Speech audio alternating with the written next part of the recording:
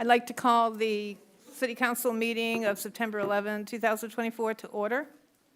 And I'd like to begin by pausing a moment of silence for the in remembrance of the people who lost their lives 23 years ago in New York and Pennsylvania.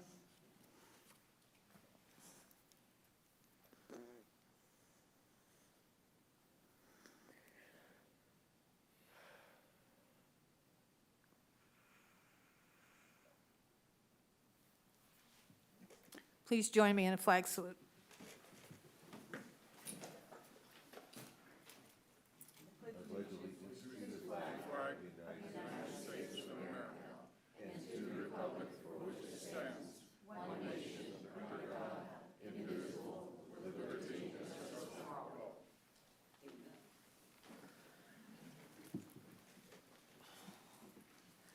Madam Clerk, could you do the roll call?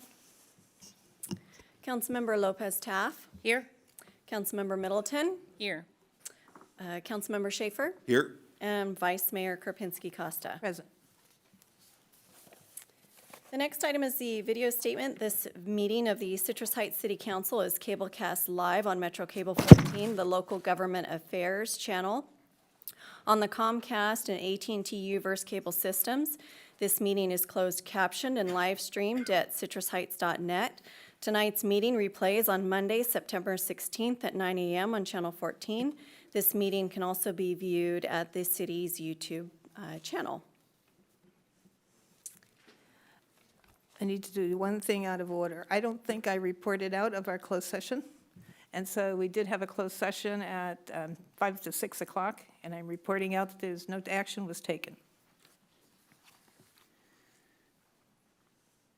Next item. The next item is approval of agenda. Move approval. Second. Motion by Councilmember Schaefer, second by Councilmember Middleton. All those in favor say aye. Aye. Opposed? Abstained?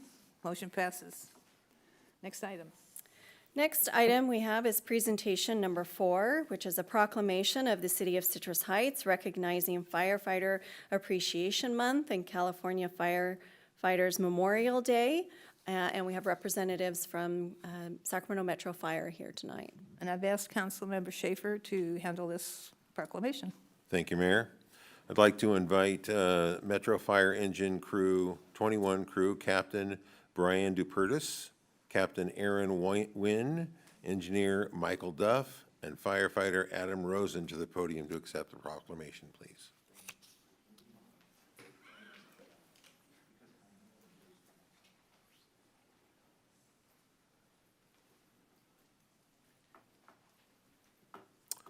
Welcome. I'm going to go ahead and read the proclamation, and then you'll have an opportunity to comment if you like after, okay? All right. Okay.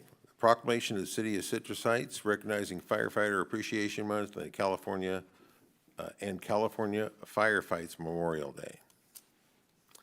Whereas firefighters play a vital role in the city protecting the health and well-being of community members, preparing for emergencies, and educating the public about fire safety, and the role of a firefighter requires commitment, courage, willingness to put forth their lives on the line when emergencies strike. And this day is no more commemorative than that particular statement right there. These men, 23 years ago, raced into a building that was known could collapse. Whereas the demands of firefighting are accompanied by both personal and physical tolls that all firefighters knowingly accept to protect the lives of others. And on October 12, 2024, hundreds of firefighters and their families, along with their fellow Californians, will join to honor the brave firefighters who have lost their lives in the line of duty during 2024 annual California Firefighters Memorial Day in Sacramento. And the Sacramento Metropolitan Fire assures well-being of the Citrus Heights residents and businesses throughout their tireless work of its staff and crew among its 4 local firehouses, Station 21, Station 23, Station 27, Station 28. Whereas Metro Fire dedicates countless hours to service of the Citrus Heights community through critical emergency response, risk reduction programs, community education, and public education events. Whereas the city partners with the Metro Fire to execute everyday safeguards that go above and beyond to carry out exceptional celebrations.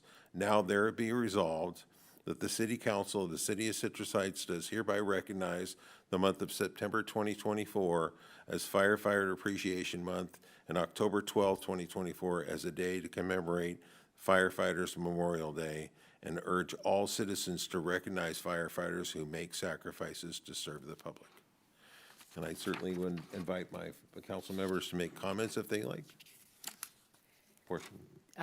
As you all know, I am a big firefighter, older sister. My youngest brother is a firefighter in Gardnerville, and I have a lot of respect for folks who will run into a burning building when others run the opposite way.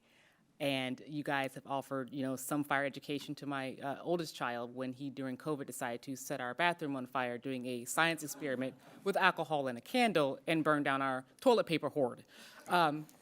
We learned a lot that day. I also got a lesson from you all as well. I deeply appreciate everything that you do and so glad to be able to recognize you in this way. Thank you. Mary Jane, do you have anything? Just want to thank you for all you do to keep us safe. Appreciate it. Thank you. I've lived through 2 house fires. One was when I was a little girl. My brother said it must be related to your brother. And the other was when my house burned down. I was in veterinary school, and I lost everything, including my favorite cat. And I tell you, the firefighters who put that fire out, I had no insurance. They came back, and they rebuilt my little house trailer on their own dime in their spare time. And I, to this day, thank them. They're in my will. And I know firefighters do everything from their heart, and you have such a connection to the community when you work that it's felt, and we know you feel it with our community, and we do appreciate our firefighters. Thank you. Any comments? Yes. Well, thank you for all those accolades, Vice Mayor, council members, Mr. Jones, Mr. Feeney, citizens. On behalf of the men and women of Metro Fire, I would like to accept the proclamation, and it's very much appreciated. With that, I would like to introduce you to Captain DePertis. He is the acting battalion chief of Battalion 13 on the C shift. So he has oversight of the previously mentioned stations that you hit on, as well as the Orangevale and Fair Oak stations. So I'd like him to say a few words, as this is his battalion.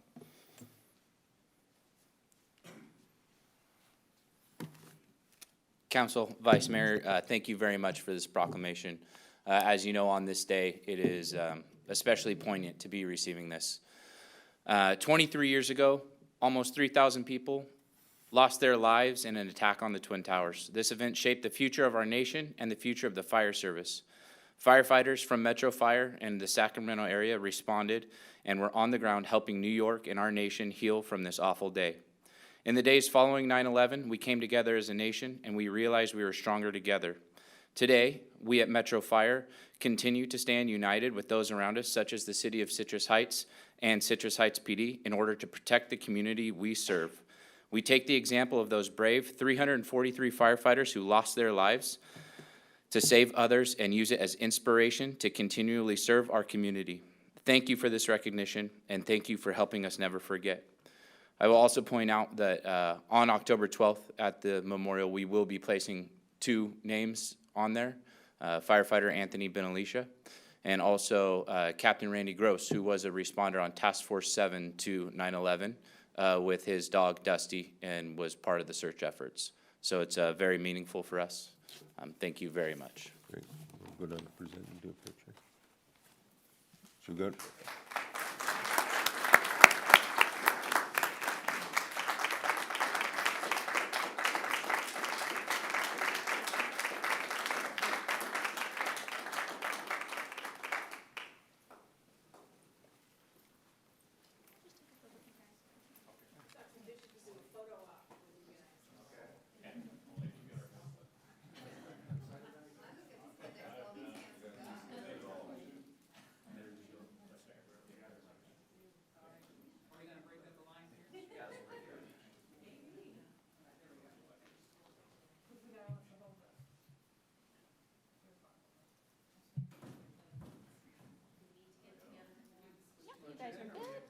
all good?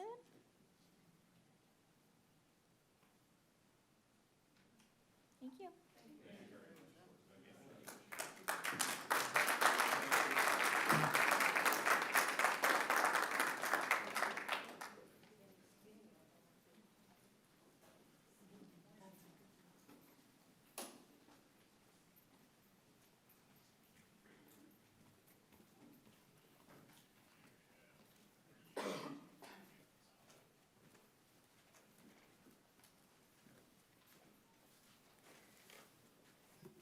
The next item, please.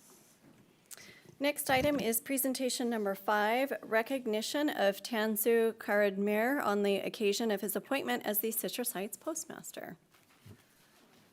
Is Tansu here? There he is. I didn't see you when I walked by. My eyes are so bad. This is recognition of Tansu Karadmir. Did I pronounce that right? Yes, ma'am. On the occasion of his appointment as the Citrus Heights Postmaster. And I personally wanted to do this presentation because I attended his swearing in, and it was a memorable event for close-knit, and so I was very happy to attend. And this is presented on behalf of the city of Citrus Heights on the occasion of his appointment as Citrus Heights Postmaster. The city of Citrus Heights is honored to welcome Tansu Karamadir as the newly appointed Citrus Heights Postmaster of the United States Postal Service. The United States Post Office of Citrus Heights provides essential mail delivery services that help people stay in contact and carry out a variety of business operations which promote a connected community and prosperous economy. Postmaster Karamadir oversees nearly 80,000 pieces of mail delivered daily, over 34,000 delivery points, and 115 employees, including my mail ma'am, Renee, who I love. The city hereby congratulates Postmaster Karamadir on the occasion of his swearing-in ceremony. You want to say anything? We know you give first-class service. How's that? That was great, Ms. Mayor. Just wanted to thank you for having me out here. We are striving to do the best service that we can to our community, and we're looking forward to working with you to improve the delivery of the Citrus Heights. I'm very honored to be here. And as we all know, with the 9/11, I was not even, I was alive at that time, but I was not very understanding the Constitution and everything, and what I saw on TV was very scary for me. Now I understand what we gathered together, and we are strong together, and we'll do anything to protect our community here at Citrus Heights. We are here to serve the city, and we have open doors for our customers, and we do see a lot of customers out there. If you do have any questions, I have an open door policy, so please stop by. Thank you. So in case you didn't hear that, if you have any questions, he has an open door policy. So, because this is televised, I wanted to make sure that the YouTube channel got to hear that. Please. Would anyone else like to comment? Councilmember Middleton, anything? Yes, absolutely. Welcome to our community, and thank you so much for joining our little family. Thank you. Councilmember Lopez Taft? Yeah, ditto. I wasn't able to make your swearing in, so welcome and thank you. Thank you, ma'am. Yes, I was remiss in missing your ceremony. I had another obligation, but welcome, and we look forward to great service from the post office. Thank you, sir. And we get a photo op now.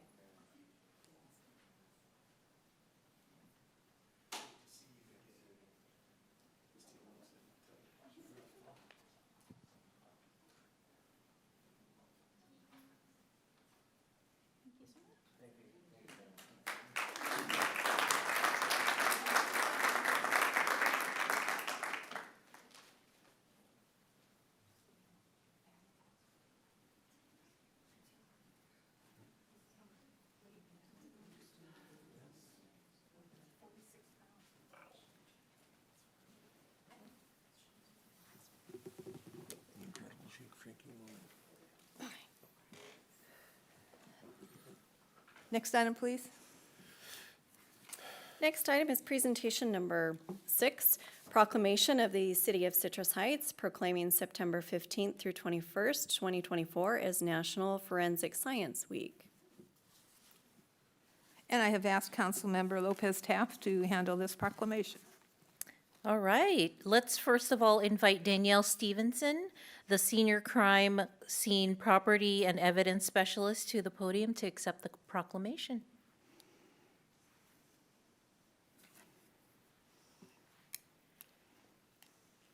Well, welcome. And again, you've seen this done. We'll read the proclamation and then ask for your comments and come down and take a picture. Proclamation of the City of Citrus Heights proclaiming September 15th through 21st, 2024 as National Forensic Science Week.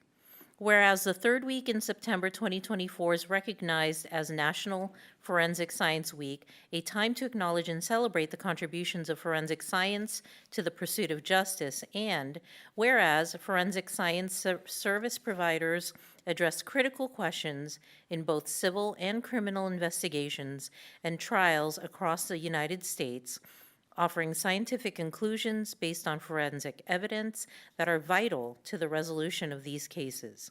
And whereas forensic science service providers work in partnership with federal agencies to build and maintain criminal databases related to latent prints, DNA, and other key information critical to solving and preventing crimes, and collaborate with other federal, state, and local agencies to ensure the safety and security of the public. And whereas forensic science service providers serve a crucial role in the criminal justice system, providing scientific information that aids investigators and officers of the court in uncovering the truth and administering justice. And whereas the City of Citrus Heights crime scene property of evidence specialists are highly trained in the collection, preservation, and reconstruction of physical evidence from crime scenes, ensuring that this evidence is preserved for future prosecution, conviction of the correct perpetrators, and the exoneration of individuals who have been wrongfully accused, thereby upholding the integrity of the justice system in the United States. Now therefore be it resolved that the City Council of the City of Citrus Heights declares the week of September 15th through 21st, 2024 as National Forensic Science Week in honor of the men and women whose diligence, professionalism, and expertise are invaluable to the overall police department team as they work tirelessly to keep our city and citizens safe. Thank you. Do we have any council comments? Yeah, thanks so much for all that you do. Comment? Yes, of course. I'll comment. Yes, thank you very much for all the hard work you put in here. It is critical that what you do helps us solve crimes. So thank you so much. Really appreciate that.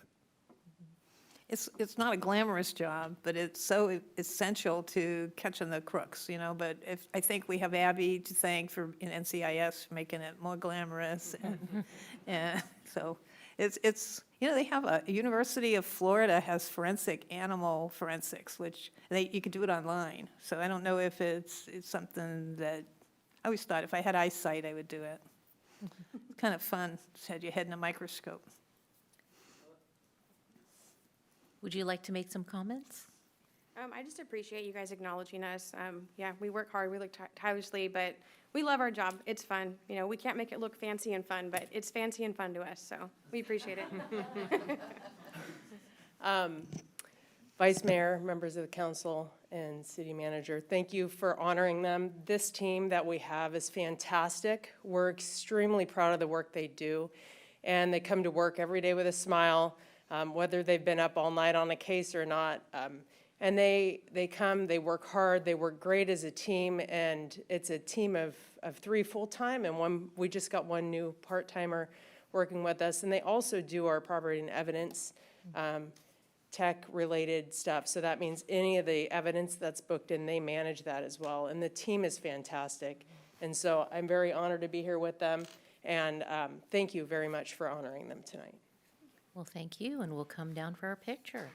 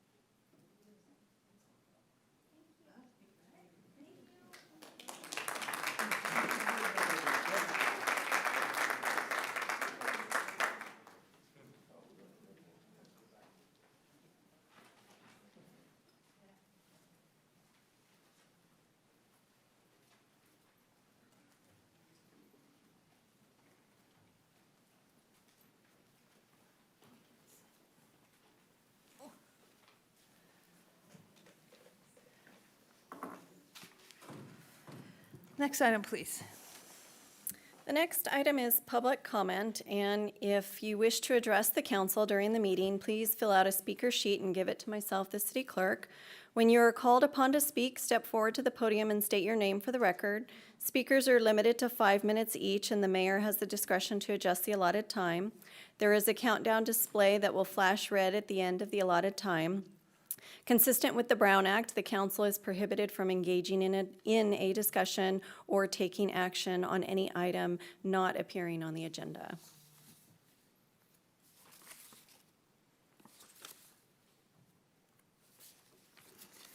Okay, I have two speakers for items not on the agenda. First is David Shelton.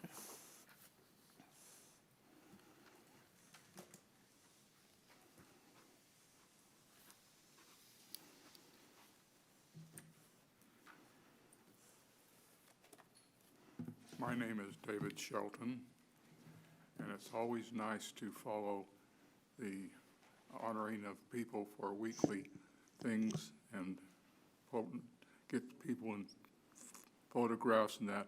It sets a good tone for the meeting. I have spoken several times in a row. I'm not finding fault with the council or the city. What I'm trying to do is give you my thoughts, because if you don't speak up, you're never heard, of what I think we should consider. I'm talking tonight about drones, not the ones that have specific latitude and longitude in Ukraine and latitude and longitude in Russia, and they send them a smart bomb. I'm not talking about that. I'm talking about small helicopters where a police officer can sit on the ground and monitor it, removed from the 30 feet, 300 feet, cameras, and they can see what's going on and they can provide a valuable oversight. When I worked for the Forest Service, I got to ride in helicopters, and it's amazing what you can see from the air.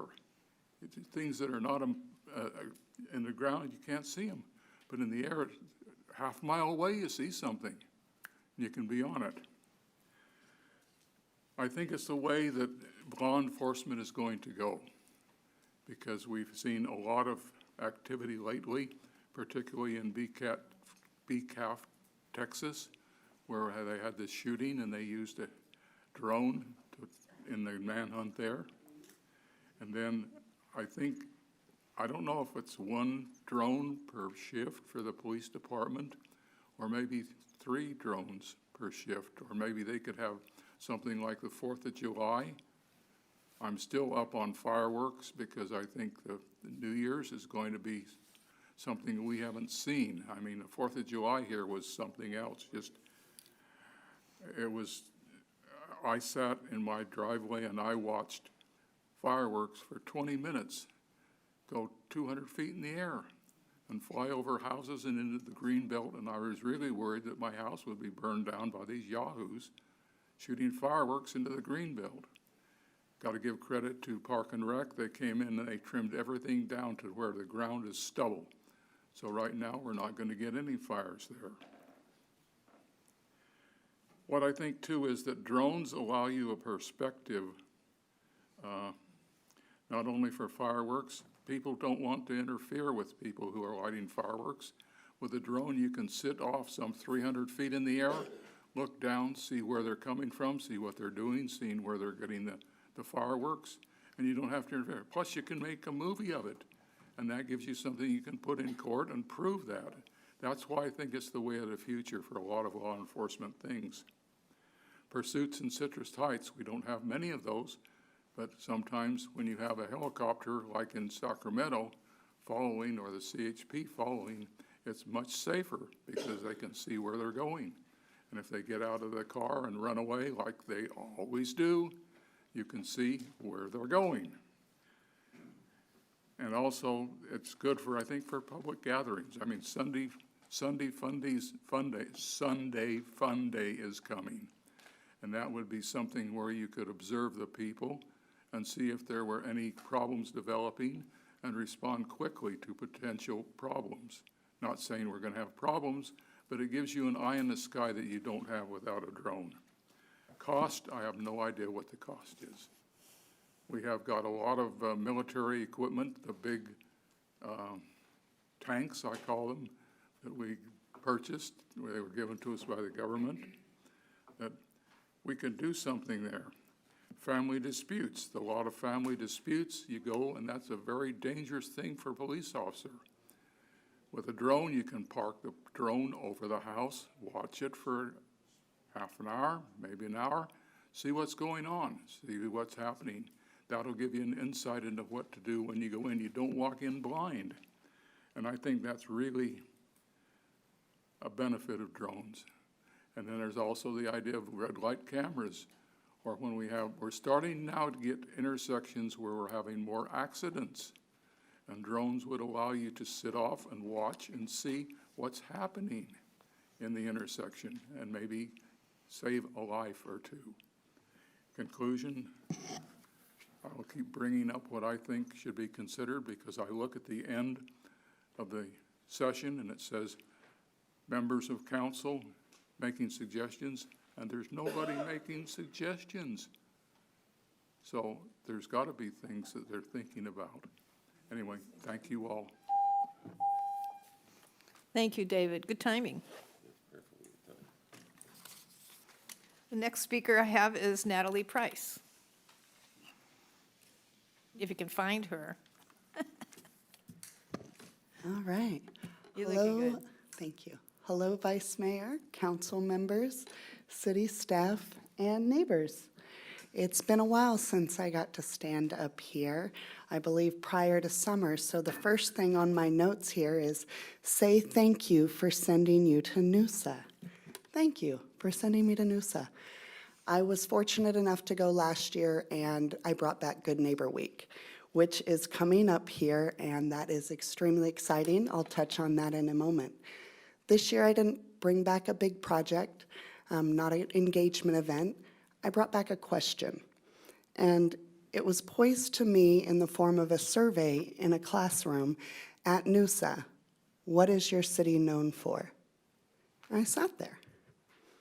First thing that came into my head was, we're close to Sacramento, but that's not what we're known for.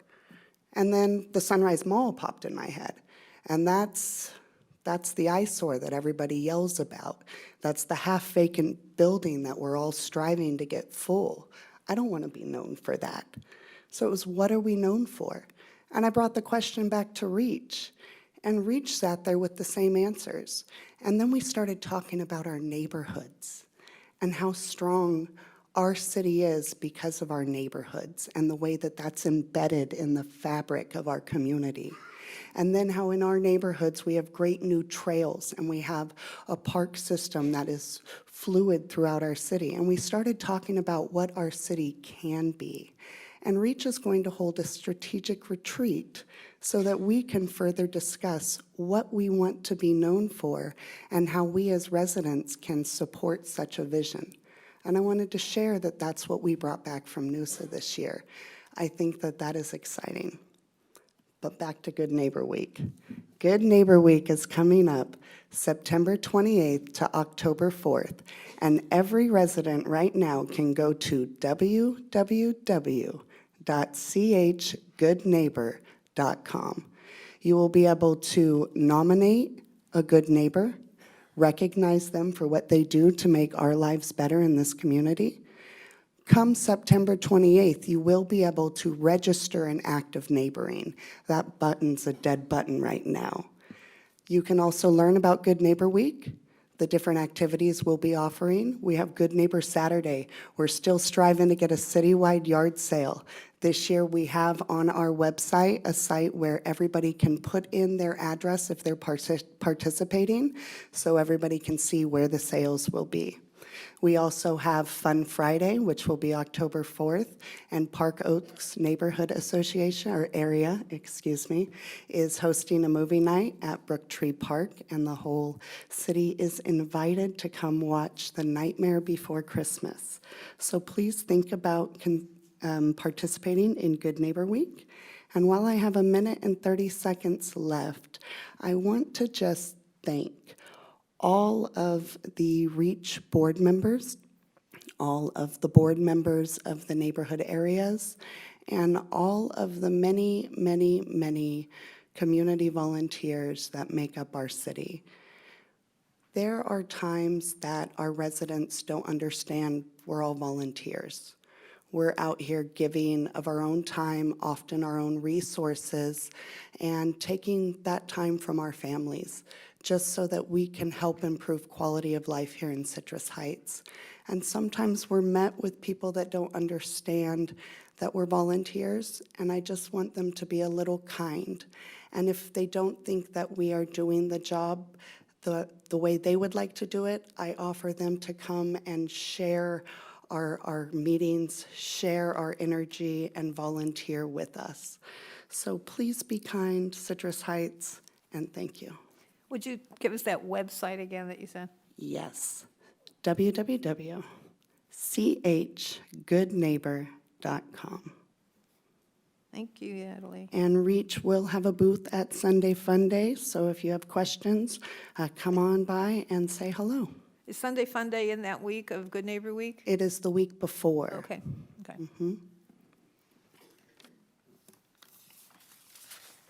That's all the speakers I have. Do you have any written speakers for items not on the agenda? I had one that was submitted, but they put agenda item number 15, and we don't have an item 15, so I didn't know if they were in the audience tonight.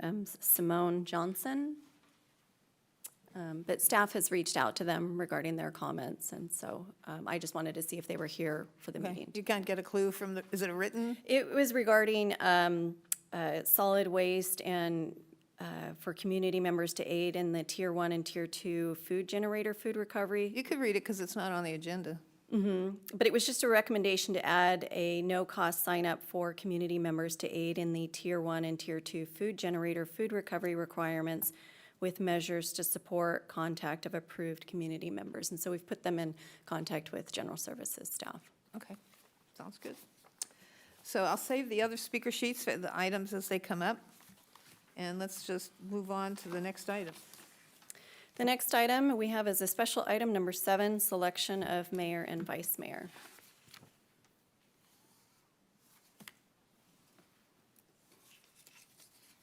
We have one speaker, Al Fox. Do you want to speak to this, or do you want to wait to the city council vacancy? City council vacancy, please. Okay. Pleasure of the council. I'd like to nominate Jana Karpinski-Costa for mayor and vice mayor, Jane Taff. Second. I have a motion and a second. Any comments? Call for a vote. All those in favor? Aye. Aye. Opposed? Unanimous. Thank you.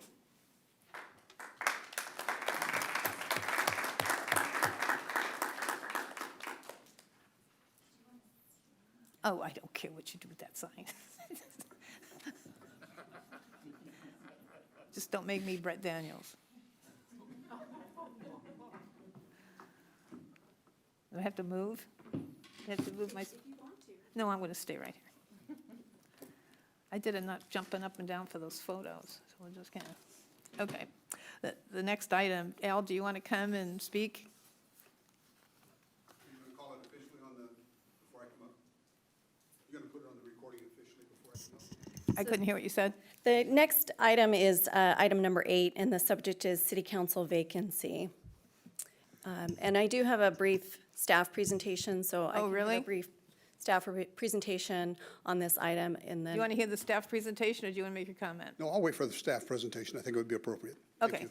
okay. Well, you'll be right up after that, then. So this item tonight is as a result of Brett Daniels' resignation that was effective August 31st, and so this created a city council vacancy for District 1 seat. Pursuant to California Government Code, it sets forth the procedures in the event of a city council vacancy and states the city council shall, within 60 days from the commencement of the vacancy, either fill the vacancy by appointment or call a special election to fill the vacancy. And I'd just like to note, Citrus Heights' next regularly scheduled election will be this November, on November 5th, 2024, for the purposes of electing 2 council members representing Districts 1 and 3. So since District 1 seat is already scheduled to be filled at the November election, it is not necessary for the city council to call a special election for this purpose. The seat could remain vacant until the November election, until that person is seated. The other option is if the council desires to fill by vacancy, the individual would only hold office until December 11th, at which time the successful District 1 candidate from the November election would be seated. And with that, the staff recommendation is to review the options for filling the vacancy and provide direction to staff. And with that, I'm available for any questions. Does anyone have any questions of Amy? Okay, Al, you're up. I think I'm officially up the number of times you were now, Jane, and I'm getting old too. First of all, congratulations to Jana and to Mary Jane Taft for your appointments to your positions. Thank you. I look forward to seeing your work. I want to address just simply the idea of appointing somebody for this short period of time, only because of the burden upon staff if we do so. And I think Councilmember Schaefer and I both understand what it is to testify and talk before a board regarding letting things remain open, unfilled, when it's unnecessary to do so that the people of the responsible or responding district have a say. And we did that in the case of the death of former mayor, council member, and our first district, San Juan Unified School District Board member, Steve Miller. And I urge you to consider what we did then in this consideration here. Trying to put 105 days of work on a new person requires a whole lot more work of staff than I think is necessary. And so as you're considering this, I don't believe there's any advantage to appointing somebody. You are four very capable members of this council who, working together, I'm sure you can come up with a majority vote on the next, I believe it's 6 meetings we have between now and the end of the year when you exclude Thanksgiving and Christmas. I think that appointing a new person to try to step in now and to take any assignments to particular boards, commissions, and committees that you all know how cumbersome those can be with your own schedules and with your work schedules and how much time it takes to prepare for those, I think it does a disservice to the person that you appoint. And then you have the problem of trying to get somebody on board, get them into the pay structure, getting them into all of the paperwork necessary for such a short period of time. And to appoint anyone who's a candidate for the position to replace former member Daniels would be inappropriate also. So I urge you to just take a few moments, consider, and simply go with what we have tonight. The four of you fully representing the city, the future of the city and our current issues, putting apart any of the other things that go on around you, and make sure that from now until the election that we have the time for the candidates to run for office, we have the time for those candidates to meet with the people of their district, and we have the time for them to present themselves as a viable candidate and to fill that slot. And don't put it on the burden of staff to have someone temporarily who's not going to be able to do much in the short period of time that you have before you. Thank you very much for your time, and wish you well. Thank you, Al. Yeah.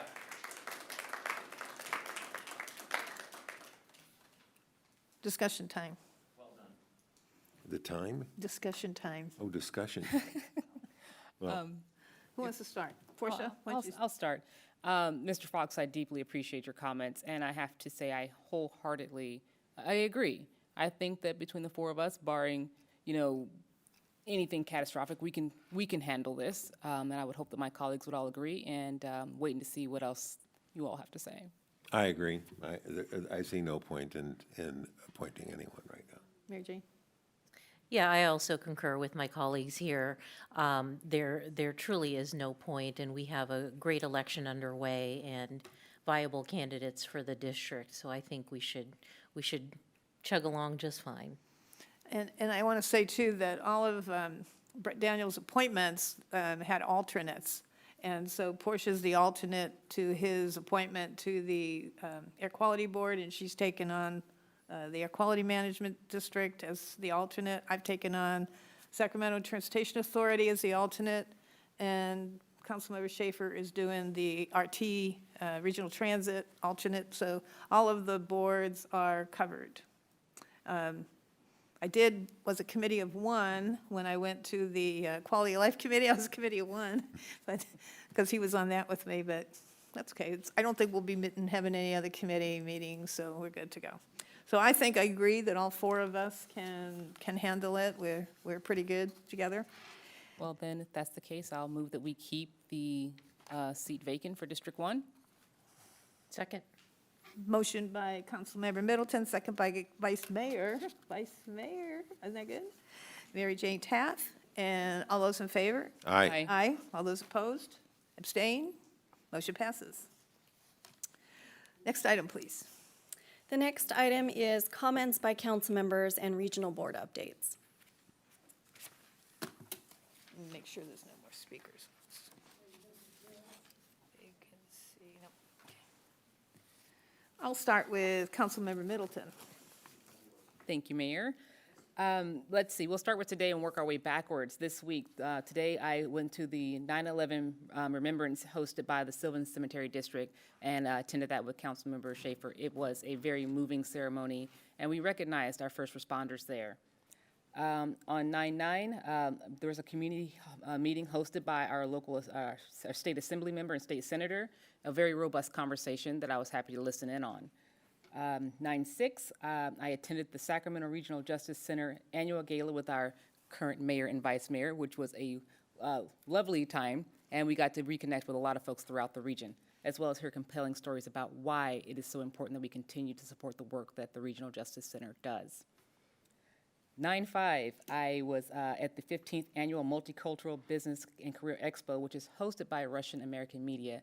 The mayor and I were there, and we had a lot of fun. We gave out a proclamation to recognize one of our local restaurants, and it was just really interesting to see the diverse number of participants that were there in the community, talking about business, talking about how we can better be stronger and support them.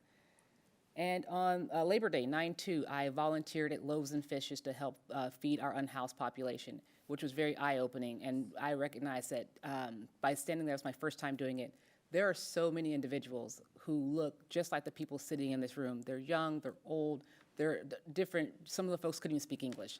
And it was really impactful for me to recognize the color of what homelessness looks like in our community. And I want to make sure that as we move forward as a community, we recognize that it can happen to any of us. And we need to make sure that we're supporting these kind of programs. And that is my report.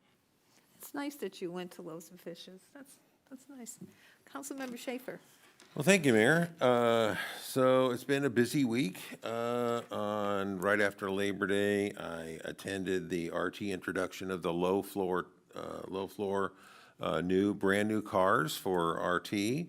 I figured, well, if I want to sit on the RT board, I'm going to actually use RT. So I used RT to get down to this meeting. And I found that if I came from Citrus Heights, it would take me about an hour and 40 minutes to get down there. So I actually drove down to the Sunrise station and took the station in. It only took 37 minutes to get down to 13th Street. So, but it was a very enjoyable ride for a brand new car. They're made by Siemens right here in Sacramento. And they're just what a huge, huge upgrade in vehicles. And we're on track for replacing a lot of the cars on RT, so it'll be a much more comfortable ride. So that was on 9/3. On 9/5, I had a meeting down at SACOG to discuss I'm sure everybody's going to be really thrilled about this. It's the California road charge. There, we're going to be looking at charging by mile, based on how many miles you drive. Most of it's going to be collected through your registration. So your registration will be going up, but this will augment. According to our report there, we're about $7.5 billion a year short in maintaining the roads of the state. And this will go to enhancing revenues for that. They're about to this is a study done by Caltrans. they'll wrap that up by the end of the year and prepare it for the legislature for next year. So so following that, I had a meeting down at SACOG with where CARB is again reviewing our greenhouse gas goals. Incredibly challenging goals, really, really difficult to meet these goals. And so SACOG has to come up with a plan on what we're going to do if we can't meet the goals. And unfortunately, the state is holding SB1 funding hostage. So all the gas tax money will be tied to lowering vehicle miles traveled, thereby lowering greenhouse gases. So really another challenging time. It's already been really challenging at SACOG, but it is going to be exceedingly more challenging as we get more and more aggressive towards reducing greenhouse gases. I attended on 9/9, I attended the REACH Board meeting. I did learn that Area 2 and Area 6 are merging. You know, when the city set up the neighborhoods in 1999, they set up 10 different neighborhoods. We've seen 7, 8, and 9 merge. We're now seeing 2 and 6 merge. And I kind of feel like, okay, well, if we're all going to merge, why don't we just get rid of the neighborhoods? Because what's the point? We're all going to be one neighborhood anyway. So I think that's a disservice to the community to combine neighborhoods. But that's my own opinion. The REACH can do what it likes. So then on 9/9, I attended the community meeting with Josh Hoover and Senator Roger Nilo. Amazing. This room was full. There were chairs in the very back over there. This room was completely packed. What a great turnout, and it was really great to hear all the questions and comments from folks and concerns about where we're headed with the state and what we can do to cope with some of the laws that are coming out of downtown. So, and then finally, this morning, I was with Portia Middleton, very moving. I would certainly encourage you next year to attend the 9/11 remembrance. We did this at Sylvan Cemetery, very well done presentation, and a lot of soul searching and prayer coming from around. And my concern certainly is that we become complacent in our lives, and we sort of can become a little lackadaisical when we start looking at what threats we're facing in the world. The world's increasing more dangerous, and we have to be, I don't want to run into that same thing when I felt in 9/11. I was standing in the airport in Sacramento flying up to Salt Lake City when the first plane hit the towers, and I was standing in line, and there were monitors there, and I thought, what the heck is going on? We got some kind of air traffic control problem, or then I watched the second airplane fly into the towers, and I just was stunned. How could this possibly happen? How did this happen here? How are we so surprised by this? And I just don't, I want to just caution folks that as we get more and more comfortable in our world, we have to be challenged with understanding that the world is a rough and tumble place. I had the opportunity to serve in the military, and I traveled around the world. We are very, very insulated in this country, and the world is a rough and tumble place. We often forget that there's people that get killed in other countries for no reason, for sport almost. So let's just be on our guard. You see something, say something. So with that, I will leave us with that comment. Thank you. Vice Mayor, Mayor Jane Taff. All right, I went to several of the similar events, the Hoover and Nilo community meeting, again, very, very well attended. Please get involved. You know, we want to see our chamber as full for our regular meetings, because what we discuss here affects you every day. And so I just encourage you to have the same enthusiasm for our local issues as we do on state level issues. We also attended the together the Sac Family Justice Center event. Very well done as always, just to remind us there are other vulnerable people in the community, and what they do with domestic violence and people who are suffering from sexual violence is amazing work, and very, very well done program. I also attended the Multicultural Business and Career Expo. It was my first time, even though it's been going on for 15 years. I thought, this is in my backyard. And what a great gathering of folks in the business community and individuals looking for jobs. You know, there are still so many jobs to be had, and you just need to show up and be in the room. And that's what I like to tell young people looking for work, and those professionals who are looking for work again. That morning, though, was my most important meeting, I believe, and that was with my Chamber Government Affairs, where we talked about the state propositions. How much money did they want, and where did they want to spend it, and do I agree with that, and how is that going to affect our business community? I encourage every one of you to start reading your ballot propositions and the measures that will be in your ballot. We are going to have a hefty document to review. The documents are published right now online, so please look those up. Read them for yourselves. Read them in context. Please don't just read the summary statements, because those can be very misleading. I'll leave it at that. Please read and do your homework. This is the best homework you will ever do for yourselves, because it has multi-year millions and millions of dollars attached to these votes. So please know how you are voting and what that affects. The other meeting that I failed to mention last time was another very important meeting to me, which is our 2x2 with the San Juan Unified School District. Because our community is very concerned about our children and families, this is one of my favorite meetings to attend. We got an update from the superintendent and her staff of their new strategic planning goals. There are 4 goals, and how the new school year started off.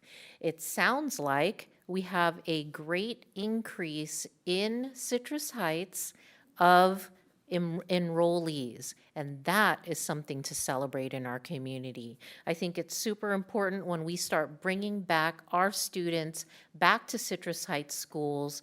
That's the way we get to thrive. That's the way we bring them back into the fold of all the wonderful things that our neighborhoods do, is bringing them back to the school and having them come out and work with our teachers in our schools and share their talents and passions for our community as well. So that is my update. Thank you very much. Oh, we all busy. We're all so busy, but we do attend some of the common things together, which is good. When people see us as a group, I think that's good.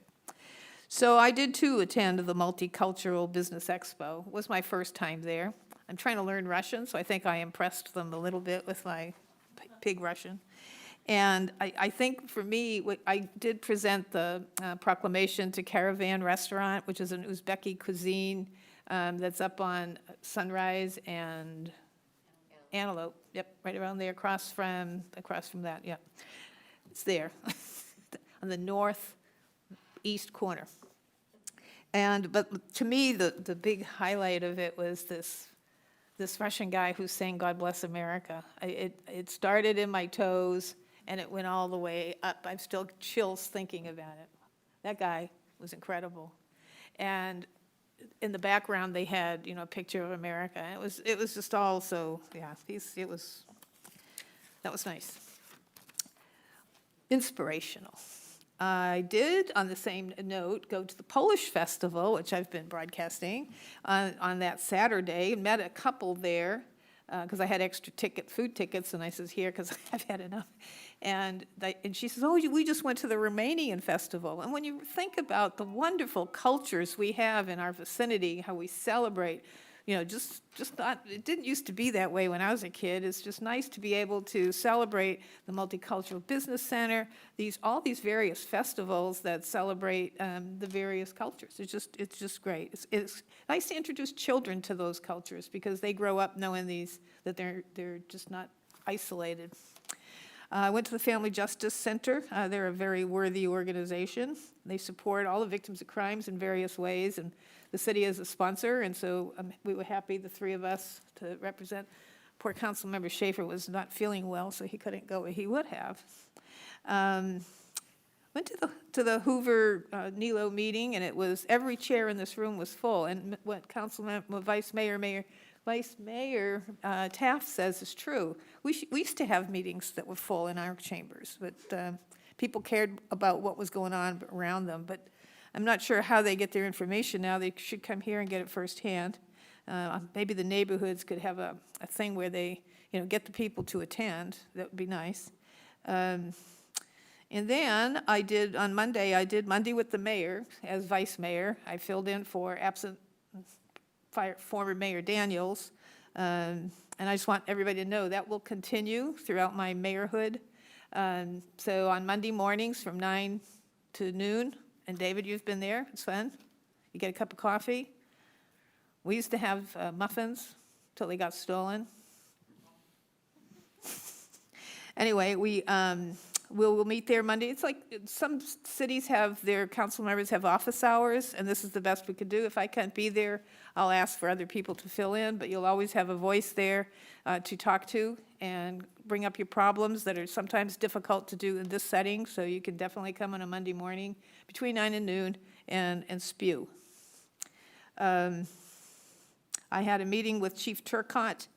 All of us do. I think it's wonderful that our chief extends quarterly or semi-annually meetings with all of us individually to find out, because we're the ear of the community.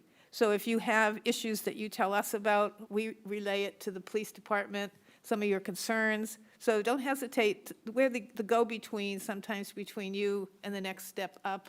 Also, all of our wonderful staff that we relate if you have problems, and we forward your problems to the staff person that can handle it. And I really appreciate the chief reaching out to all of us. And we all schedule separate, so we don't know what all talks about from the other, because we don't violate the Brown Act. But it's appreciated that we have that opportunity to share. I couldn't attend the 9/11 thing this morning because I went to the sewer board meeting. And to let you know, we didn't take any action, but the Harvest Water Project doesn't affect us up here because we're Citrus Heights, but we taken treated water, tertiary treated water that's cleaner than the water in the Sacramento River, and we're building 40 miles of pipeline, various ways to get it down to farms in southern Sacramento County. And so that they don't have to drain the water out of the aquifer and out of the rivers, and they can use recycled water for their crops. And so I think it's just a wonderful project. And I will be going to Tampa, Florida for a potential award that the district's going to be up for the Echo Water Project. It's the American Society of Civil Engineers, ASCE. And it's like it's like the, what do they call it, the Oscars. The guys wear tuxedos. I bought a purse. I did. I bought a dressy purse. Gonna have to look in the closet though, something suitable. It's just a couple nights. But I'll be back on the day of the council meeting. So if something happens and my plane is stuck, you'll be running the meeting. And other than that, I want to also, now that I hear what Council Member Schaefer said, is I too am not in favor of merging the neighborhoods. If Area 2 can't get people to participate, why would you want to prevent the future persons in Area 2 from organizing themselves and becoming their own individual hood? So, I've been on the SOAR board. I was SOAR president, and now Natalie Price is. And we think our neighborhood should be smaller, not bigger. And so that people want to concentrate. You get out and look on your front porch, and you look to the right, and you look to the left, and that's your neighborhood. It isn't down the street and around the corner and across the road and over Sunrise Boulevard. That's not your neighborhood. So you really want to be in a neighborhood and feel up to it. You want to so we were thinking of like Lenny Hoods and the motherhoods. So we kind of don't think that neighborhoods should merge. And you lose your admin money because you only get one admin money per neighborhood, not two of them. And so anyways, it's like you say, there's just one cityhood. Yep. Okay, so I've said my piece, but that's up to them. And that's all I have. That's it for me. Next item, please, Amy. Our next item is consent calendar items 9 and 10. Mayor, I would like to pull item 9 for a separate vote. Item 9 is pulled for a separate vote. How about item 10? Does anybody want to move that one? I'll move item 10. Second. It was a close second of that. So motion made by Councilmember Schaefer, seconded by, I think, Vice Mayor Taft. All those in favor of item 10? Aye. Aye. Aye. Could you read item 9, please? Item 9 is the approval of the minutes from the August 28th City Council meeting. For a separate vote? All those in favor? Aye. Abstain? Aye. Me. Portia abstains. She's abstaining because she was absent. You feeling better? Yes. Good, good, she was sick. Okay, that takes us through consent. Next is a public hearing. So next item, public hearing number 11, the subject is zoning code updates, and the recommendation is to move to determine the proposed amendments are exempt from the California Environmental Quality Act under Section 15061B3 of the guidelines, and to introduce for a first reading, read by title only, and waive the full reading of an ordinance amending various sections of Chapter 106 of the Citrus Heights Municipal Code, which is the zoning code section. Good evening, Mayor and Council. Casey Kempenaar, your Community Development Director tonight, joining Stephanie Louie, our Assistant Planner. The zoning code update is something we do annually to generally clean up or adjust for laws that have changed and really try to keep it as user-friendly as possible. And you'll find that Stephanie's presentation tonight, she'll cover the couple things that are pretty routine. We're just reorganizing, make it for user-friendliness. There is a bigger change, and we kind of brought it ahead of some of the other work that we're planning on doing with Director Huber's office in terms of economic development lens to our zoning code and other planning documents. We're planning on early next year bringing forth, or she is planning an economic development strategy, which the zoning code will update will dovetail in. With the lens on making things more user-friendly and less duplicative and streamlined processes. So we had an opportunity, it was brought forth to us to look at one particular area, which is our alcohol-related regulations, and we found a lot of duplicativeness, and we thought it'd be easy to clean it up right now instead of waiting. And it will help out potentially some of the vacancies we have to allow an alcohol. In this case, there's a high-end bourbon shop that'd like to come in, and there was some of our regulations were making that so it would not be able to happen. So by making this change, we add some flexibility for alcohol-related uses while also still protecting our local control. And Stephanie will walk through some of that, making sure that we still have a PCN process and operational standards to ensure that any alcohol-related uses that come in are still being good neighbors. So with that lens, I'd like to turn it over to Stephanie to kind of walk you through the zoning code update. Good evening, Mayor and council members. Like Casey mentioned, my name's Stephanie Louie, and we'll be going over a brief presentation on the 2024 zoning code updates. So just a refresher, I want to explain how the general plan and zoning code are related and what their purpose is. The general plan, it acts as a guide for the city's future development, and this is through goals, objectives, policies, and actions. The zoning code implements these items in the general plan, and this is by outlining standards and providing regulations for uses allowed in the zoning designations. The zoning code also regulates items such as building design, setbacks, height, landscaping, among a number of other items. So why do we update the zoning code? So the zoning code is updated annually, and this is usually to address items for compliance if there are changes in the state law. It also is updated with factors including economic development or newly adopted strategic goals. It also allows for modifications of our sections that are needed just to enhance and clarify and make the zoning code a little easier to navigate. So with this update, the Planning Commission reviewed the zoning code changes on August 13th. It was recommended approval for this portion of the zoning code. Included in that bundle that was presented to the Planning Commission was a section for changes for recycling. That section will not be presented tonight, but will be brought forth to council on September 25th. So just as an overview, like Casey explained, most of this year's changes just include modifications or clarification just to provide an easier document to read. There are some items that experience some notable changes. Those include accessory dwelling units, parking, and then our alcoholic beverage sales and convenience store section. For ADUs, we added a setback requirement for second-story balconies. This was due to an increase of resident inquiries for balconies and rooftop decks. The code has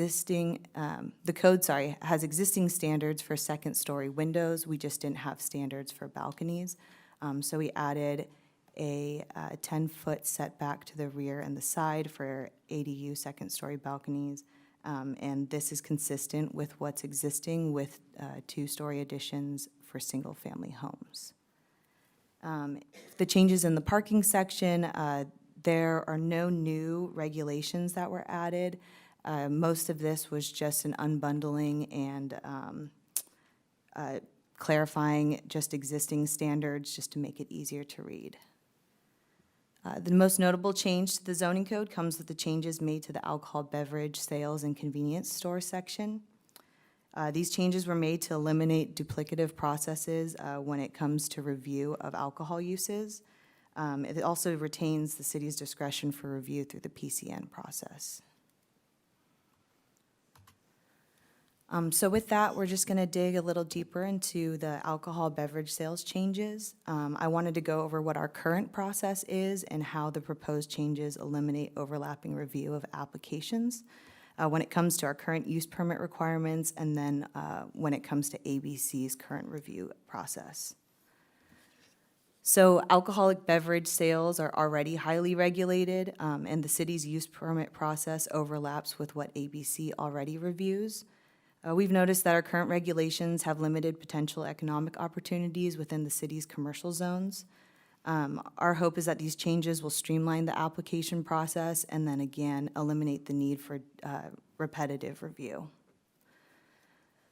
So with that being said, our existing process typically requires alcohol uses to comply with 3 types of review. These include a liquor license review and issuance by ABC, a letter of public convenience and necessity by City Council, and then a use permit by the Planning Commission. All alcohol uses with our current regulations require at least 2 of these reviews. Some of them require all 3. We found that a lot of these processes are repetitive, material, and the cost and time has discouraged possible economic opportunities for applicants and in the city. The proposed amendments to the code were made to help streamline the application process and then eliminate the need for some alcohol uses in projects to go through all 3 types of these reviews. So again, the proposed changes would eliminate the need for a use permit in most situations. This was done by eliminating our distance requirements for on-sale and off-sale alcohol establishments. This doesn't mean that distance requirements to places like schools or churches are no longer reviewed. They are still reviewed by ABC's process. This would just eliminate the need for repetitive review with ABC's regulations and then the city's review with the use permit process. And then to further clarify, a review of alcohol sales by the city is not fully eliminated by these changes. In most cases, City Council's approval of a letter of public convenience and necessity will still be required by ABC. And then a PCN is required due to an overconcentration of alcohol licenses within a census tract. Currently, the city of Citrus Heights has 22 census tracts. 16 of those are over-concentrated with alcohol licenses, so those would still require PCNs if there's an alcohol use that is being proposed in those census tracts. And so in the remaining 6 that aren't over-concentrated are primarily zoned residential, so alcohol use would not be allowed in those regardless. So it is good to note that a PCN allows for city council to have a broader discretion over proposed use rather than the typical use permit process. And so we still allow for review of these types of projects. So what happens if an alcohol use does not need a use permit and it does not need a PCN? Well, ABC still reviews applications and considers their proximity to sensitive uses. This also includes review of police records, public nuisance, and that's all within the proposed location for alcohol.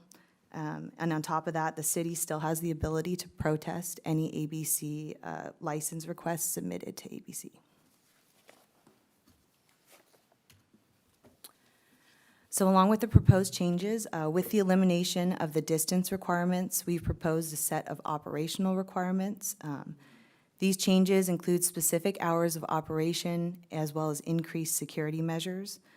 The hours of operation are consistent with the existing regulations for brew pubs and convenience stores. With the elimination of a use permit, establishments agree to these operational standards. If they want to propose extended hours of operations, then a use permit will still be required.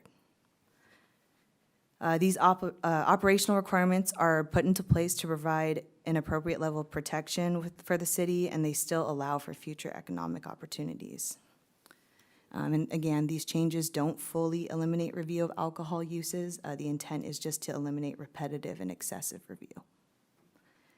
With that, a letter of support was provided by Kathy Lynn Carpenter on behalf of Sunrise Marketplace, and a letter was provided on your dais by a local real estate broker in support of these changes.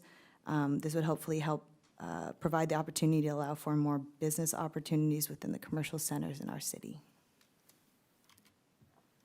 And these are the recommended motions. Casey and I are available for questions. Let's start with questions. Save comments until we open the public hearing. But anybody have any questions of staff? Okay, I'm going to open the public hearing. I do have one speaker sheet. Sherry Merrick, please. Hello, Madam Mayor, Madam Vice Mayor, and City Council members, City Manager, and staff. I wanted to make sure that I came and voiced a support of this because I know that economic growth is very important to our city to make sure that we thrive. And by trying to restrict the duplication process and the increased cost of what the current process is, puts on someone trying to open up a new business here in Citrus Heights, I think would be very good for our city, and it would help our business community immensely. So I would ask that you support this. Thank you very much. Thank you. Now, comments? Portia, any comments? Mary Jane, any comments? Any comments? Nope. I just want to say thank you so much for doing this, because we don't want to be known as the city who has more red tape than we need to have.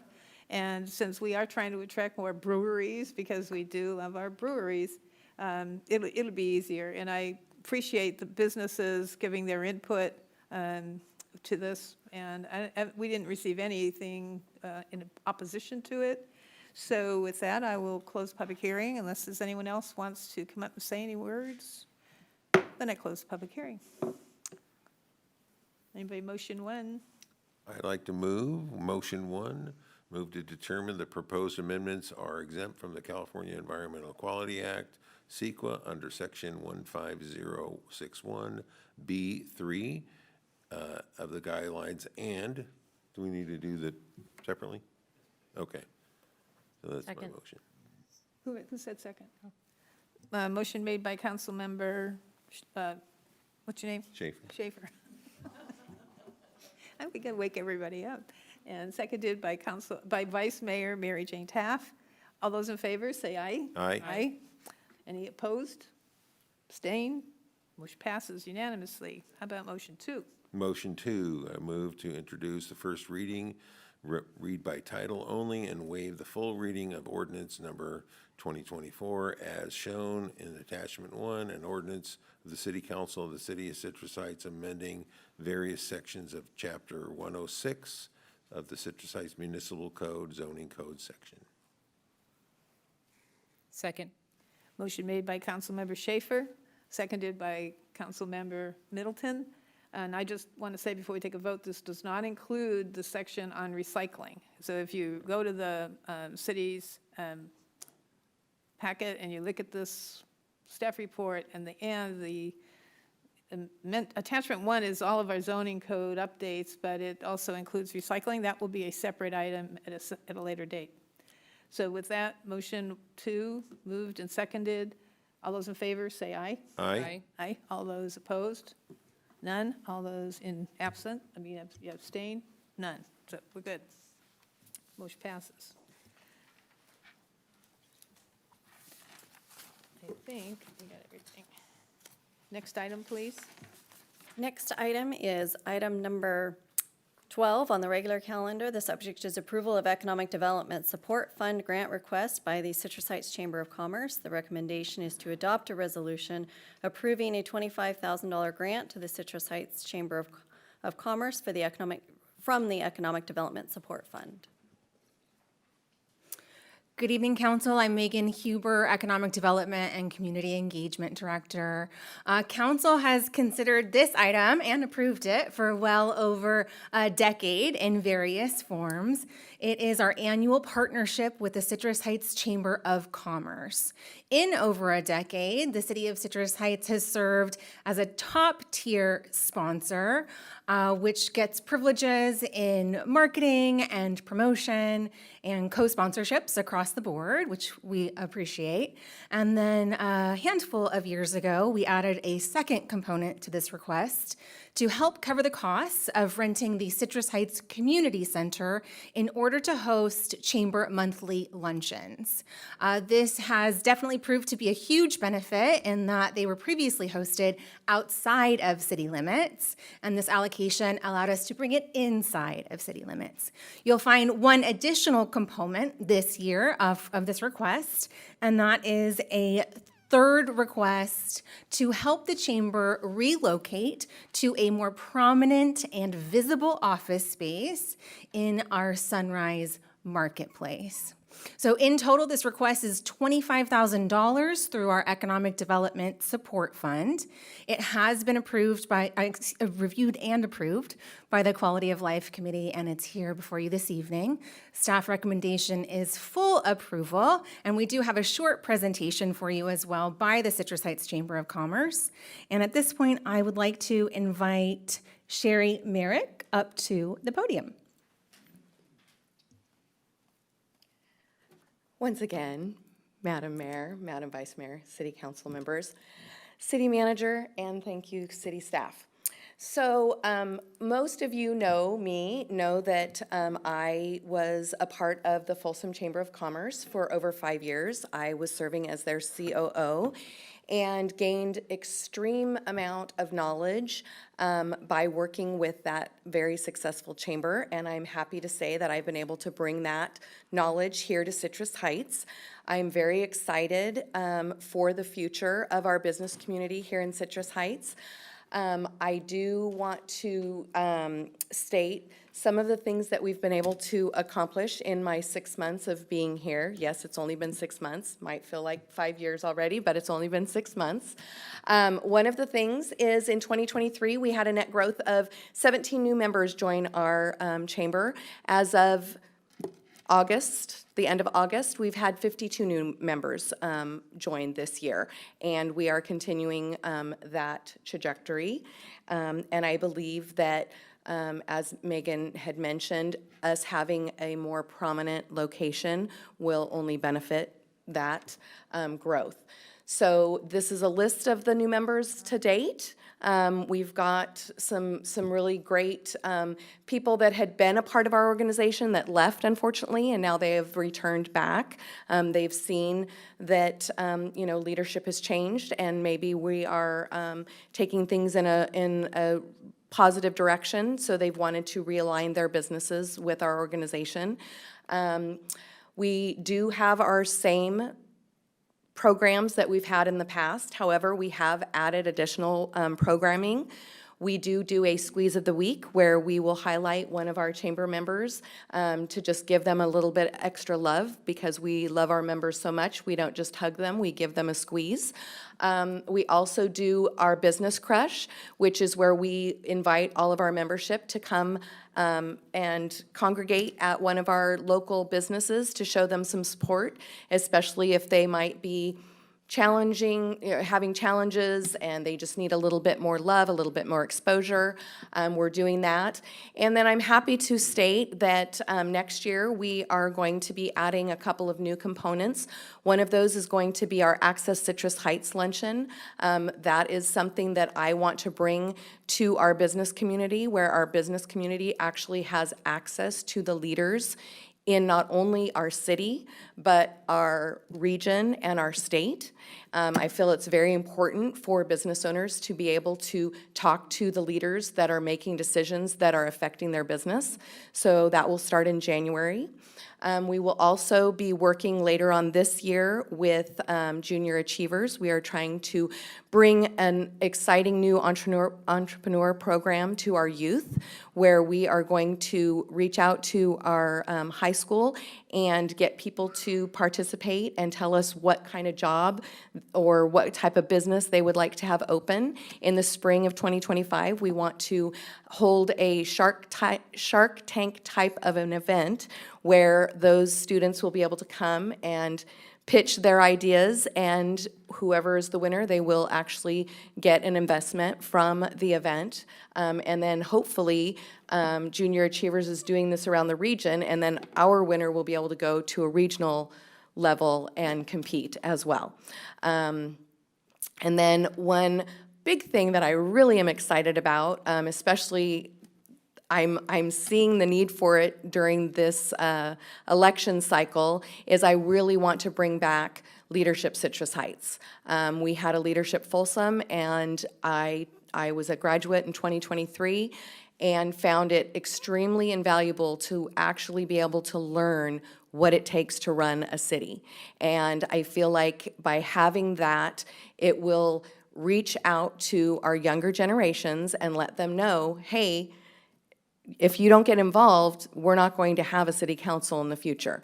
So I really want to start that hopefully in the fall of 2025. That is my goal. So very excited to introduce these new programs. We also incorporated a brand new membership platform. It's called Growth Zone. This allows every single one of our members to have access on a back end to basically have a mini website within the Chamber's website.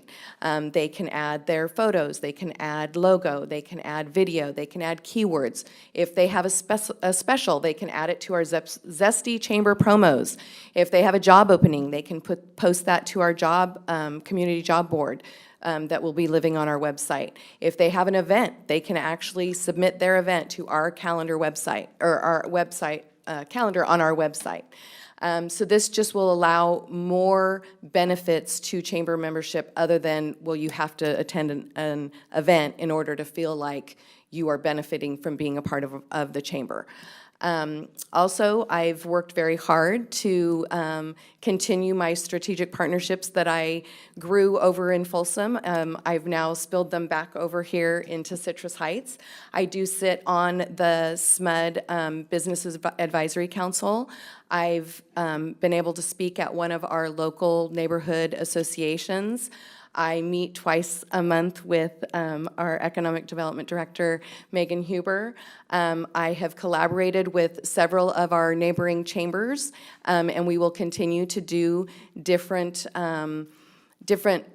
joint events, and I'm hoping to have those here in Citrus Heights. We will be actually hosting the November Power Luncheon here in Citrus Heights at our Olive Garden restaurant, so I'm very excited about that. And then I've got a great relationship with Sunrise Marketplace. Kathy Lynn has been a tremendous help in identifying a potential location for the move. And it is in the same center that Sunrise Marketplace is currently located. Currently, I don't know if any of you have ever come to the chamber office where we are currently. We are set back off the road behind another building. We are on the second floor with no elevator. No one can find us. The first 2 months, every person that tried to come see me got lost. So that's why I'm pushing very hard for us to relocate. And unfortunately, we haven't, in my little 6 months, have not grown enough to be able to handle the increase in rent and utilities and whatnot. So we're hoping that we can get your support. We also have a brand-new website that is under development. I feel like by putting a more professional foot forward out there on the internet, will only attract better businesses to our community wanting to be involved in our community. This will also become ADA compliant. Currently, the way that our website is, it is not ADA compliant, the American Disabilities Act. It does not meet the requirements, so that's one of the other reasons why we wanted to build a new website. And then our marquee events are still happening. We have our Community Awards event that we did in March. Next week, hope to see you all there at our Best of Citrus Heights awards celebration. We had almost double the amount of votes cast this year than we did last year. Over 7,000 votes were cast. So we're pretty excited about that. And then we had our elected officials reception. I did see some of you at that event. It was amazing. Great turnout. We had representation from all of our elected officials, say one. So that was a great event. And I love being back in this community. I have tried to make it out to all the things that I can possibly make it out to. I love the community of Citrus Heights. I feel like this is the working class community, and they all look out for each other, and I absolutely love that, and I love being a part of this community. I was a big part of it 15 years ago, and went away, and now that I'm back, I'm more than delighted that I am back. So with that, this is hopefully the impact that having a brand new office space can just help our business community grow. I feel like if they can't find me, how are they going to know that we're there? So I really want to make sure that we have a good presence and just continue to work with our business community, keep them engaged, keep them thriving so that our whole city thrives. So with that, thank you very much for your consideration. When do you think you'll move into your new building? Hopefully January. Any questions or comments? Yes, this is a very robust plan, and I'm so glad to see that within 6 months, you've really identified some really key and critical issues, and you're more than willing and capable to take them on. So congratulations again, and thank you so much for taking our chamber, dusting it off, and really pouring some love into it. I appreciate that. Thank you very much. I appreciate that. Do you feel the energy? I think our community has been waiting for you, and it shows how much you do care about our community. The creativity you bring to us, the way you have branded and rebranded our entire organization, the chamber, to be its own entity and things that magnetize our business community is incredible. I know you have heard over the last few events that you've done that they're all elevated. The only way you can really understand that is if you go to one of the events. You'll know that it's very different from events held in the past. And so thank you for doing this and your future work for our city. I really believe, and I've always been a huge proponent of economic development for Citrus Heights. I believe that our city has incredible energy, and we are poised just at the edge of just bursting open with economic development and attraction for businesses. And you are another piece, Sherry, to that puzzle, and I really appreciate you coming to us. Thank you. I appreciate that. You ready? I'm ready. Okay. Bring it on, Tim. All right. So, so first few years I was in council, it was 10,000 a year. Last year it jumped to 17,000. $25,000. Rent, What's that? rent. Rent. I get you. No, I'm kidding. I'm just really, I'm excited for this. I think you've done a great job. Thank you. I'm a little bit interested, self-interested in that. How many of how many of your members have actually rented space at the community center? Are we getting some reciprocating business here? I definitely know that you are, because I've had businesses tell me that they're holding this event there or that event there. So I do know that chamber members are definitely.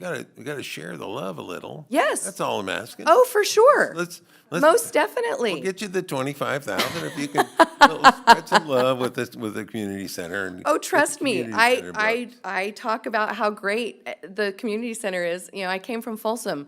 Their community center is 75 years old. This one's gorgeous, absolutely gorgeous. So trust me. You're doing a fantastic job. Thank you. Thank you. I just wanted to give you a little bit. Just wanted to turn my stomach a little bit. Well, my observation is that Director Huber and you in economic development have like high-speed roller skates. You kind of scoot everywhere, get so much done, high energy, it's just very catchy too. So with your energy, I got to believe that's why you have 57 new members. I want to thank the city of Folsom for letting you over here. And then I want to thank you for finding that second floor. He's got a question now. He wants to interrupt me because. Oh, okay. I'm sorry. Okay. Go ahead, ask a You question. always get the last word, and that's a good thing. So, who teaches your leadership? Who's going to teach your leadership? I'm going to be leaning on past leaders in our community, and maybe even you, Tim. Okay. Well, that was one of my questions. We need, so in Folsom, it was city council members, it was city manager, it was, everybody participated. So, and the final class, we did a mock city council meeting, and we played parts, and I was vice mayor. And Jeannie Bruins was the founder of our leadership program. Right. So you might want to. Oh, for sure. Find her She's- and get her to be on your committee. She definitely is And on then my list. I had another question. I really like your Shark Tank idea. Mm-hmm. And if you are looking for sponsors for that event, for maybe, adding maybe an extra kid or whatever. Yeah. Would you talk to me? Because our neighborhood association sells fireworks in front of Panera's every year. And Okay. And we have some money we can help with that Awesome. event, so. Wonderful. Awesome. Thank you. Appreciate that. And let's see, what else? Oh, and I wanted to let you know ahead of time that I cannot attend the Best of Citrus I know. Heights. But if anything needs to be said, I will trust my vice mayor. Oh, perfect. Thank you. I appreciate that. Okay. And let's do anybody else got any question? We'll have a motion. Okay. Why don't you make the motion since you gave Oh. her the hardest time? I'll make the motion. Okay. I move that we adopt a resolution 2024, a resolution of the City Council of the City of Citrus Heights approving a $25,000 grant to the City of Citrus, to the Citrus Heights Chamber of Commerce for Economic Development Sport Fund. Second. And seconded by Vice Mayor Taft. All those in favor say aye. Aye. Thank you so much. Greatly appreciate you.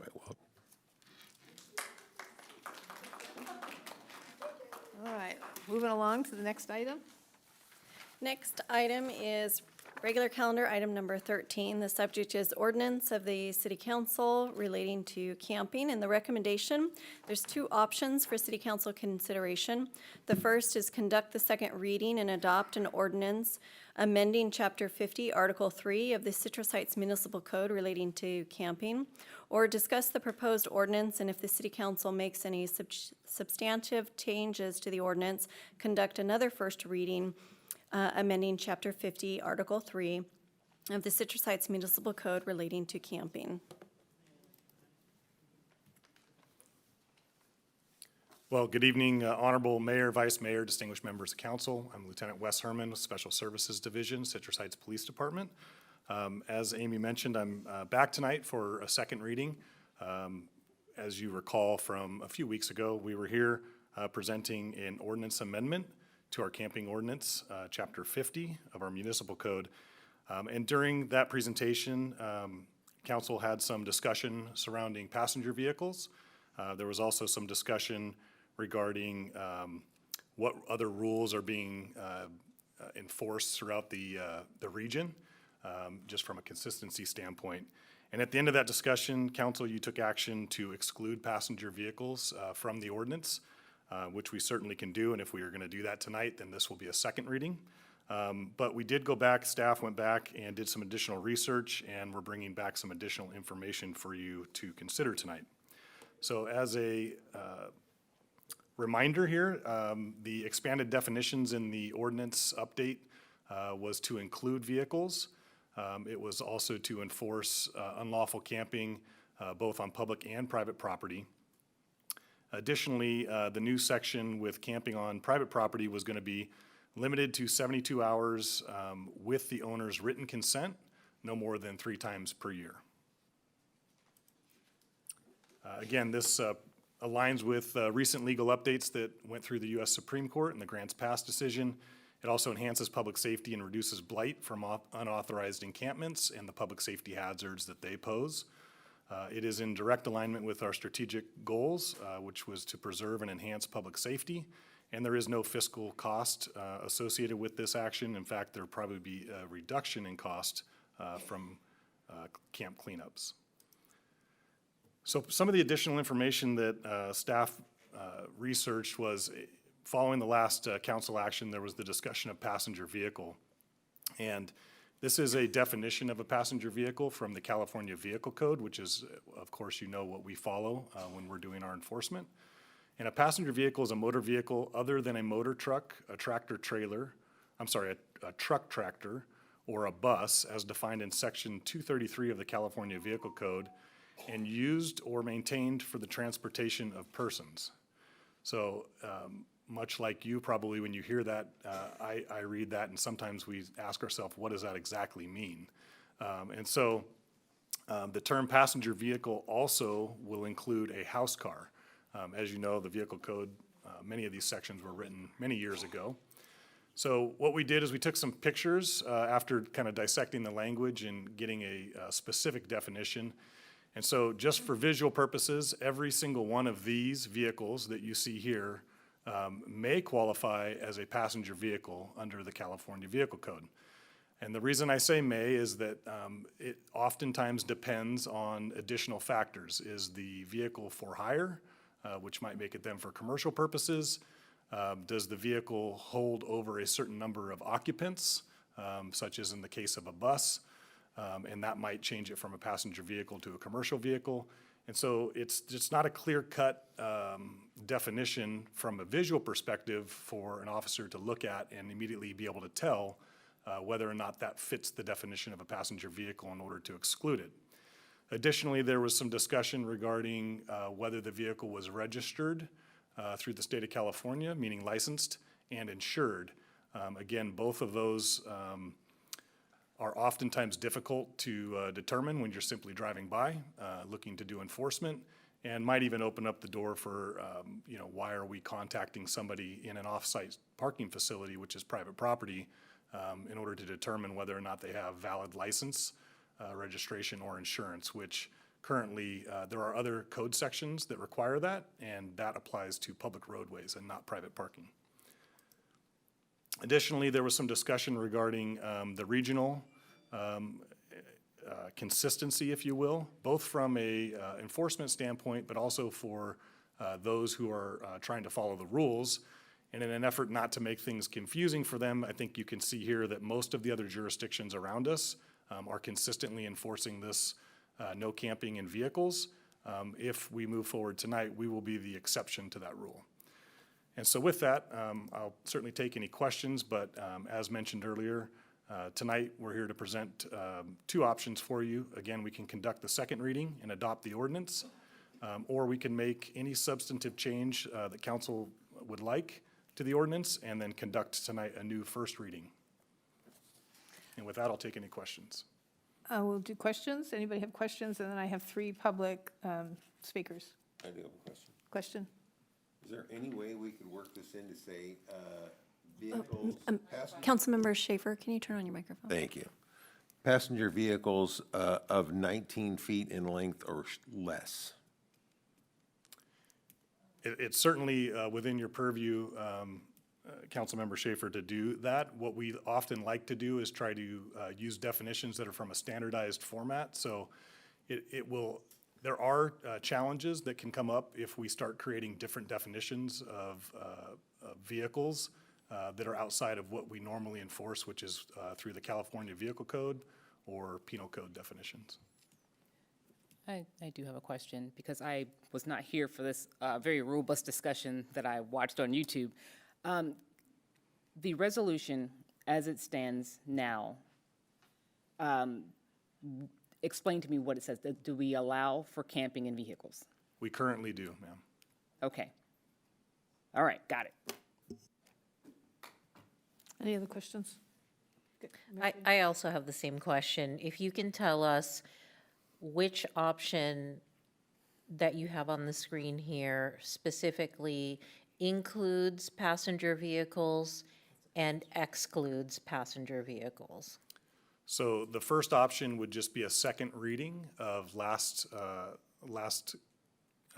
council presentation's action, which was to exclude passenger vehicles. So the first option there would be a second reading tonight to exclude passenger vehicles, and then 30 days from now, that would become law. The second action would open the door for you to make any additional amendments to what the current action is, and we could move forward with that if that received the vote as a first reading tonight, and then I would be back in 2 weeks for a second reading. So the second option includes passenger vehicles as no camping. It could, ma'am, if you want to direct it that way. We didn't write it that Originally way it was. necessarily. The but one that we had last time was, and then we added an exception. Yeah, I simply took out the words, so not to tell you what your council action would be. But yes, that is certainly an option, and to include passenger vehicles would then be consistent with what is being done in the rest of the region. Okay, I'm going to call our three speakers up. I have three. The first one I have is, and then we can take more comments if you have more comments. Louise McGuire, are you here, Louise?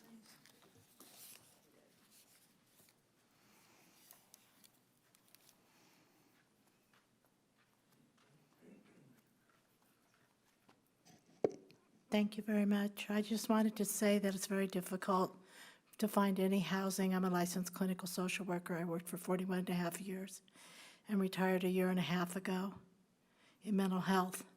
And most of our folks who are homeless are very, very difficult to place, and there's no housing for them. And I've tried for 6 months to place one person and have had no success. They're not taking any more affordable housing applications. They're out of money in a lot of places. And I applied for United Way, and I'm still waiting on that for one person. That's all I wanted to say. Thank you very much. You're welcome. Thank you. Next speaker is Sally Fisher. If I read this right.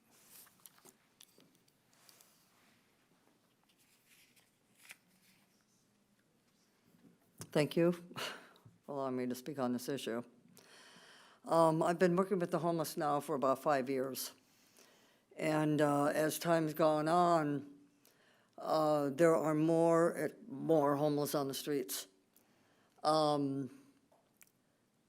Housing has become over the years more diminished, and now because of very expensive rents and fewer accommodations for the unhoused, we're running into a problem. We have actually a large problem in Citrus Heights. And there's nowhere to put these folks.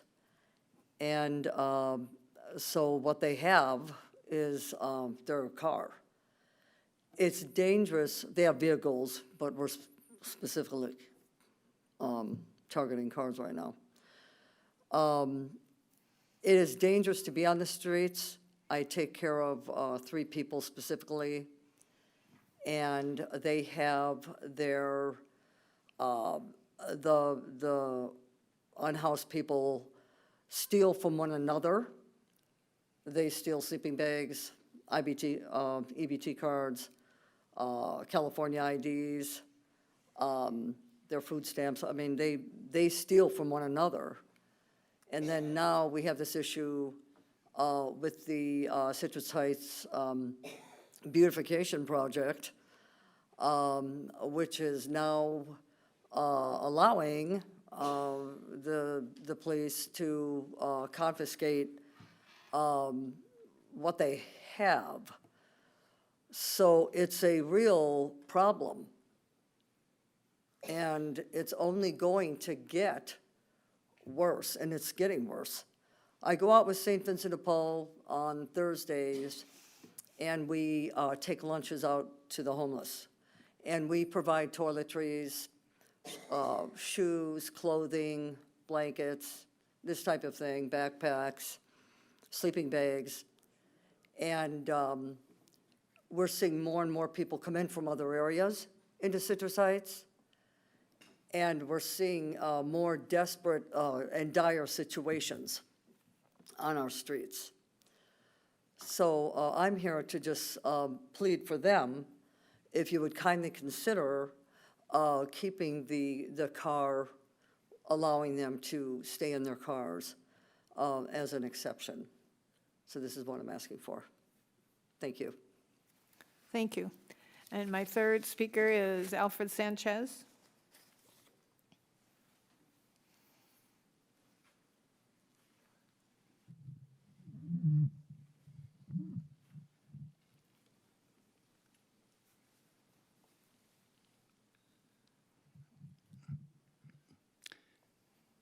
Our new mayor, vice mayor, council members, members of staff, you already know how I feel about this. I spoke on it last week. But I'm going to thank Portia because of what she said earlier. She said the one thing that a lot of people don't really grasp is that this could happen to anyone. I slept in my car when I was younger, and I was managing a restaurant. I was like counting all this money that this restaurant was making, and just by chance, I just happened to be sleeping in my car. So I'm apathetic towards people, but that's part of the reason that I'm so much of an advocate for them, because I know how it feels. The first thing that happened when I was sleeping in my car, people were telling me, "You're going to get in trouble." I was like, "Oh my God, are you serious? Like, you can get in trouble for sleeping in your car?" They're like, "Yeah." And it's like, I went to sleep that night scared that I was going to have a police officer, like wake me up and give me a ticket, all this stuff. I was very lucky. A lot of times, it just takes that stars to be aligned, or the planets to be aligned to get out. There's so many people on waiting lists. There's 9,000 people on the street. There's less than 3,000 shelter beds. I even spoke with Sue Frost the other day, and she said there's not enough to go around. So sometimes everything just has to fall into place. The only thing that fell into place for me quickly was that I just happened to get my income tax return. That's the one thing that saved my butt, was that income tax return. And I was able to get out of my car, and I was freezing. So I understand it.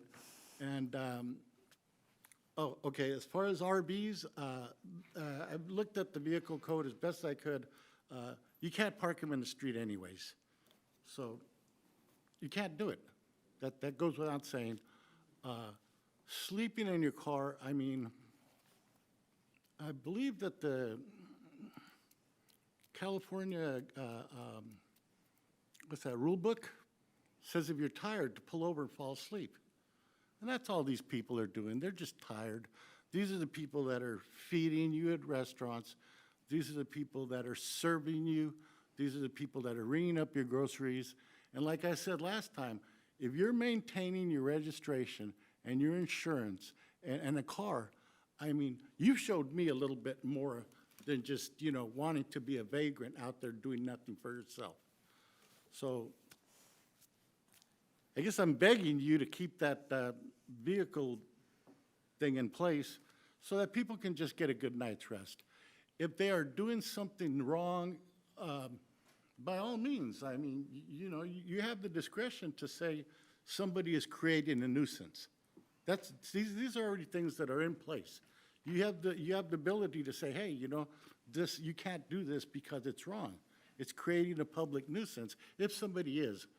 But like, you know, I'm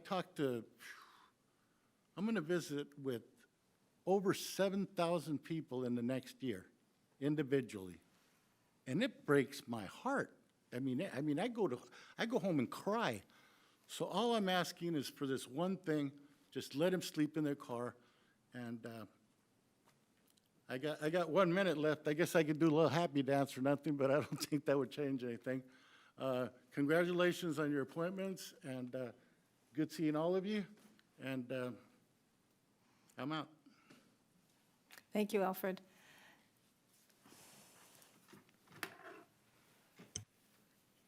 Chief, are you back there? Can you address that like you did before so that the audience and then everybody hears your? Michael also raised his hand. Michael, do you want to speak? Yes, if you don't mind, real quick. Okay. Chief after Michael. Okay. Michael, you'll fill out a sheet and give it to, okay. I'll fill out a sheet before I leave. My name is Michael Agostino. I've been a member of the city for the last, well, since 1978, and as most of you know, I've attended the city council meeting. Tonight you have before you a choice. Here's my problem with if you decide to allow vehicle parking. We would be the only city that allows it, and I'm just wondering if we're opening up the door for all the other people from all the other cities now saying, hey, Citrus Heights allows it, let's move up there. So think about what you're gonna do, and if you're gonna do with this, if you're gonna make this decision, be advised that I see it coming down the road. Thank you very much. Thank you, Michael.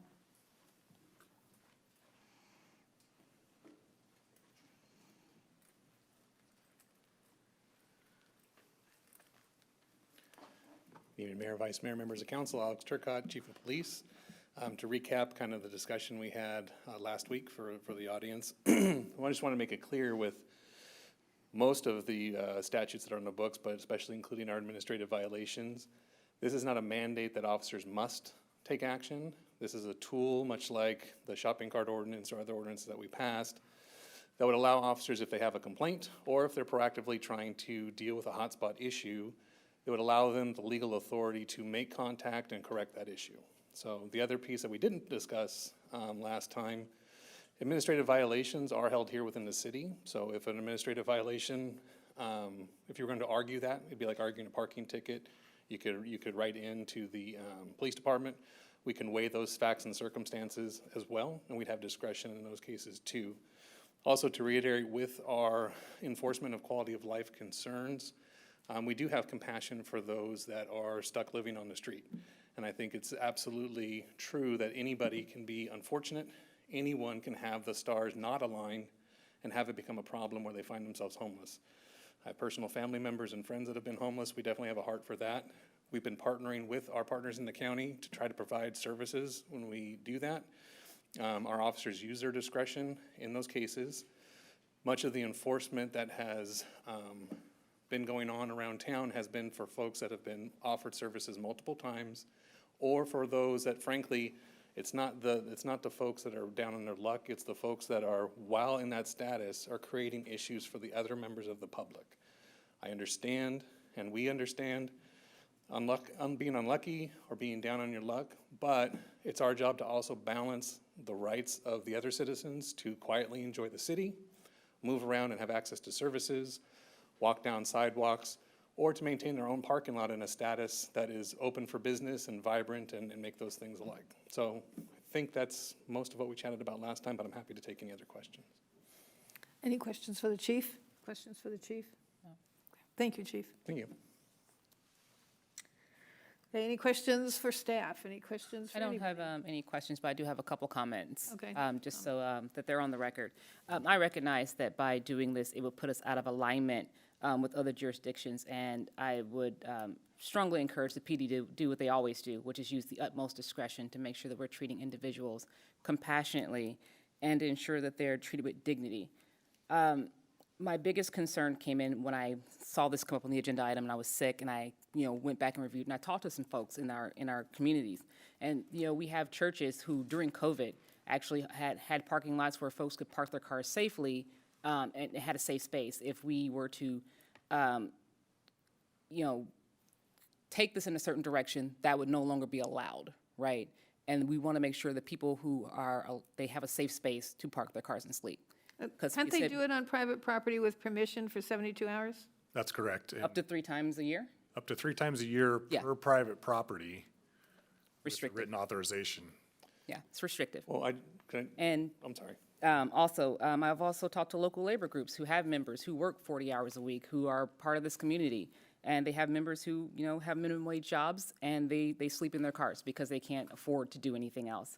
I just want to make sure that we all know that this is a very difficult decision. It's going to be very hard for us to find a way to balance that, but I have full faith and trust that our police department will continue, as they always have, to find that balance.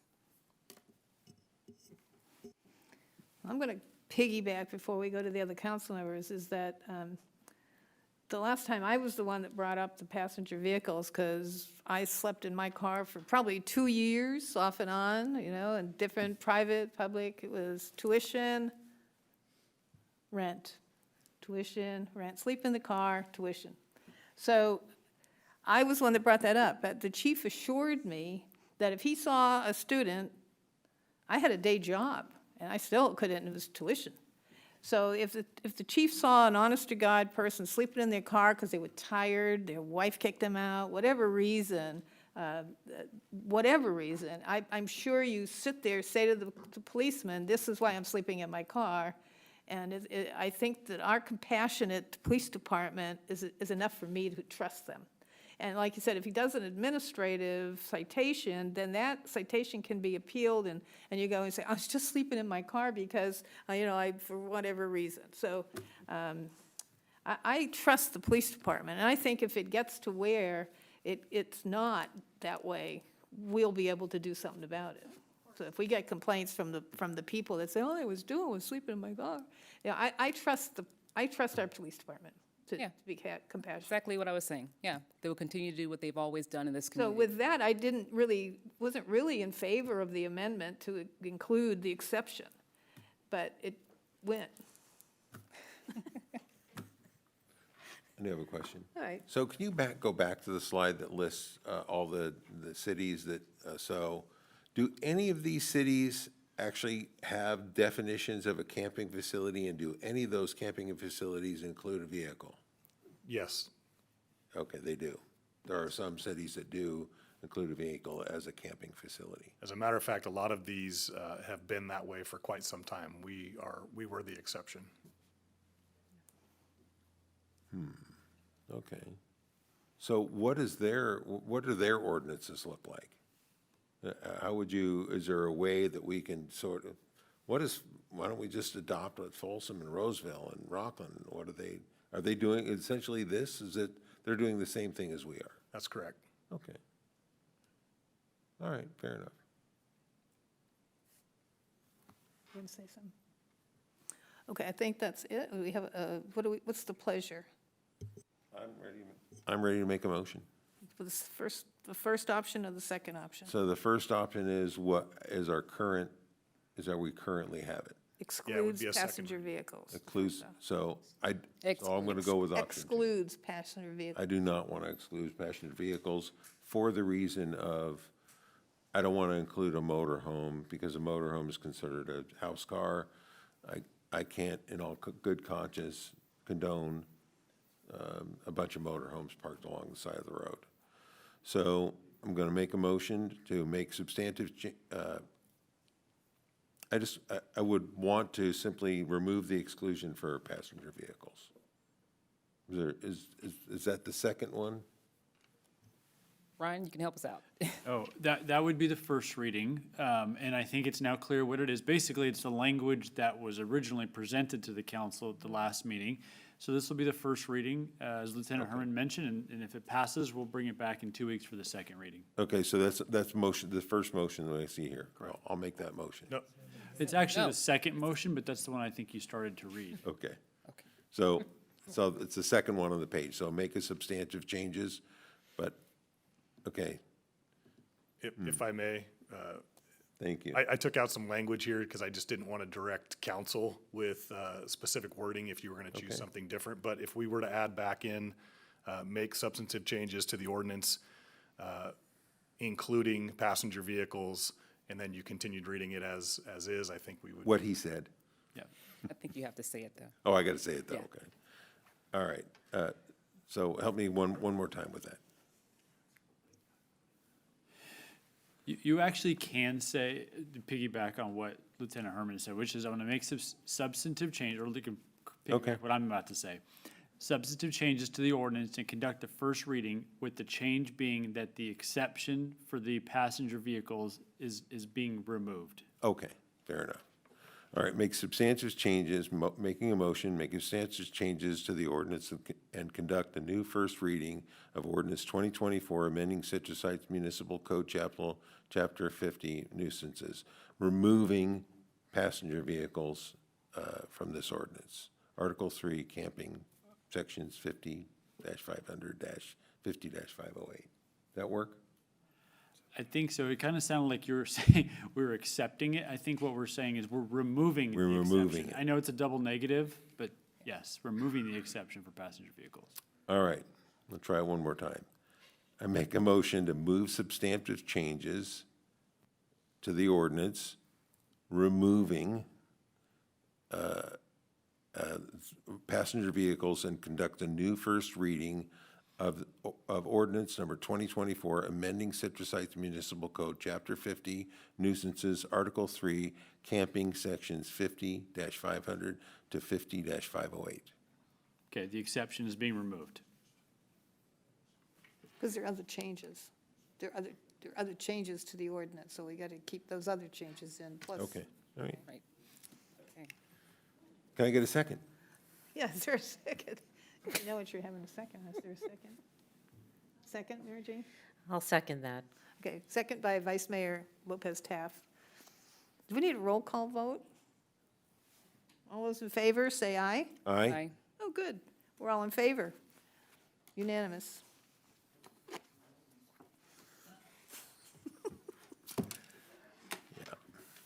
Okay. We have another item. We do. It's a really complicated one. The next item is regular calendar item number 14. The subject is designation of voting delegate and alternates for the League of California Cities Annual Conference. And so before the council tonight, there's 2 items for consideration.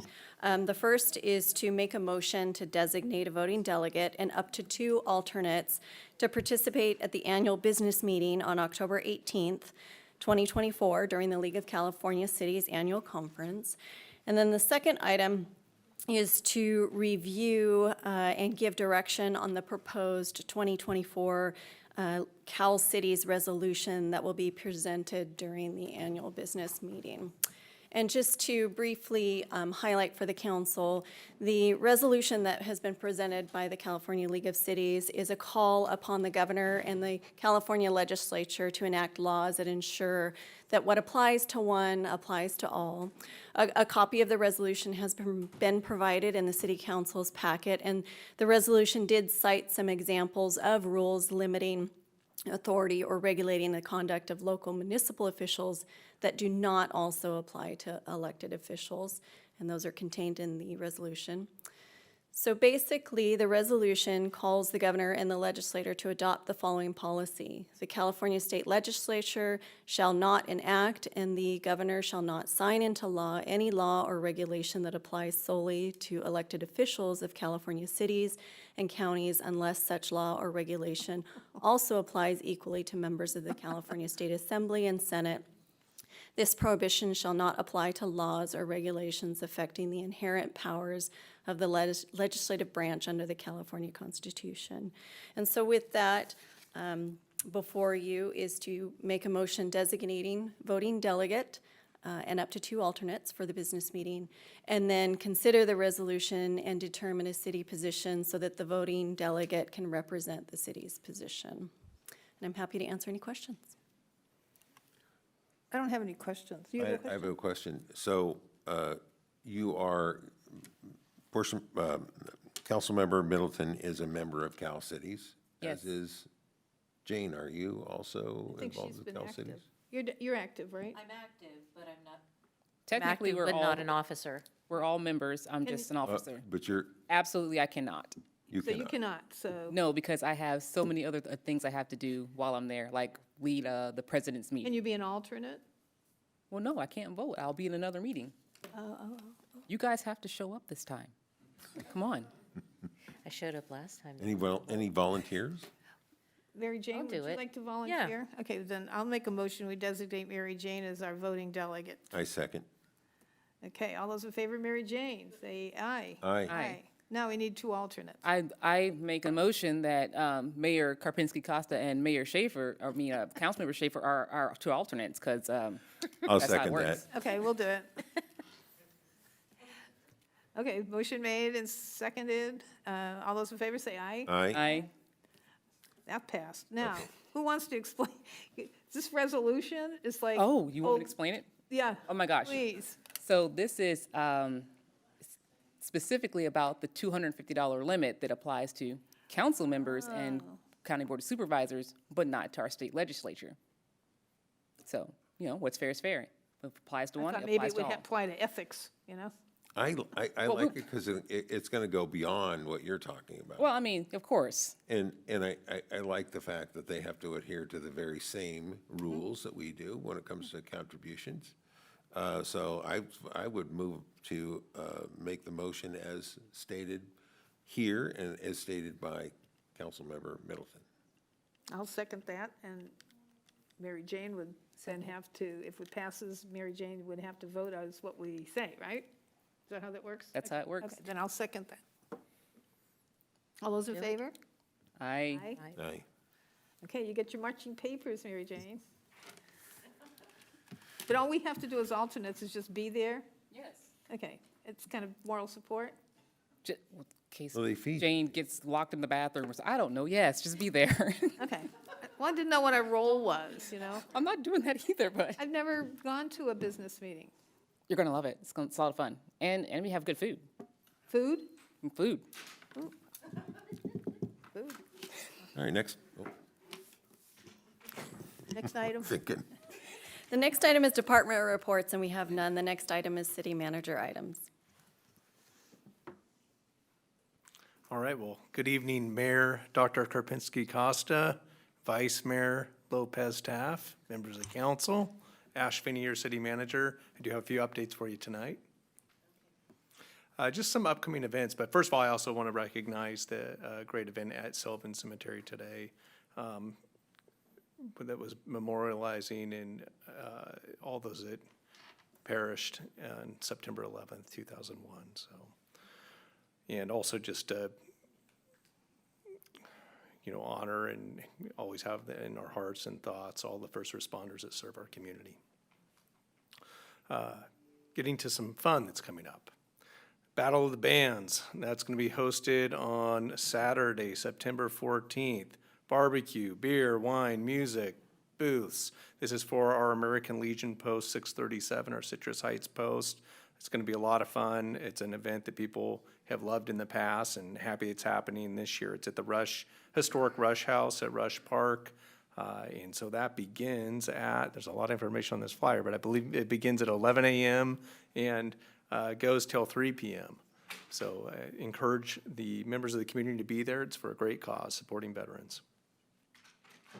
We also have our very own police chief that's going to be at the Citrus Heights Chamber Luncheon. This is on Tuesday, September 17th. It will be no doubt a great talk. And we're looking forward to having him as a guest speaker for the chamber. So get your tickets. It's also sponsored by Citrus Heights. Coming up, we have the Best of Citrus Heights. You heard about that tonight from Sherry Merrick.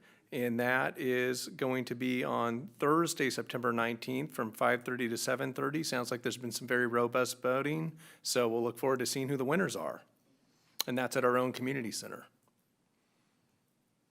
And Sunday Fun Day, September 22nd from 11 to 3. That's at Rush Park. Lots of fun to be had there. And that will, again, be from 11 to 3. Food trucks, inflatables, Citrus Heights Marching Band. Good times. And on more of a somber note, we lost Ruben Hernandez, our senior animal services officer. He was with us until September 1st of 2024. Definitely somebody that's left a major impact on many people in the community, many of our team members, and he was held in the highest regard within the region as a true professional and somebody that had one of the biggest hearts you can imagine for the work he did in providing services to animals that don't have a voice and reuniting a lot of people with their pets. So we're going to miss you, Ruben.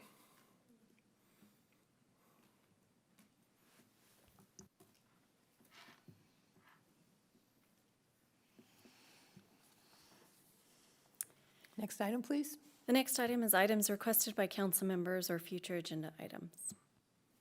Anybody have anything? I don't have anything.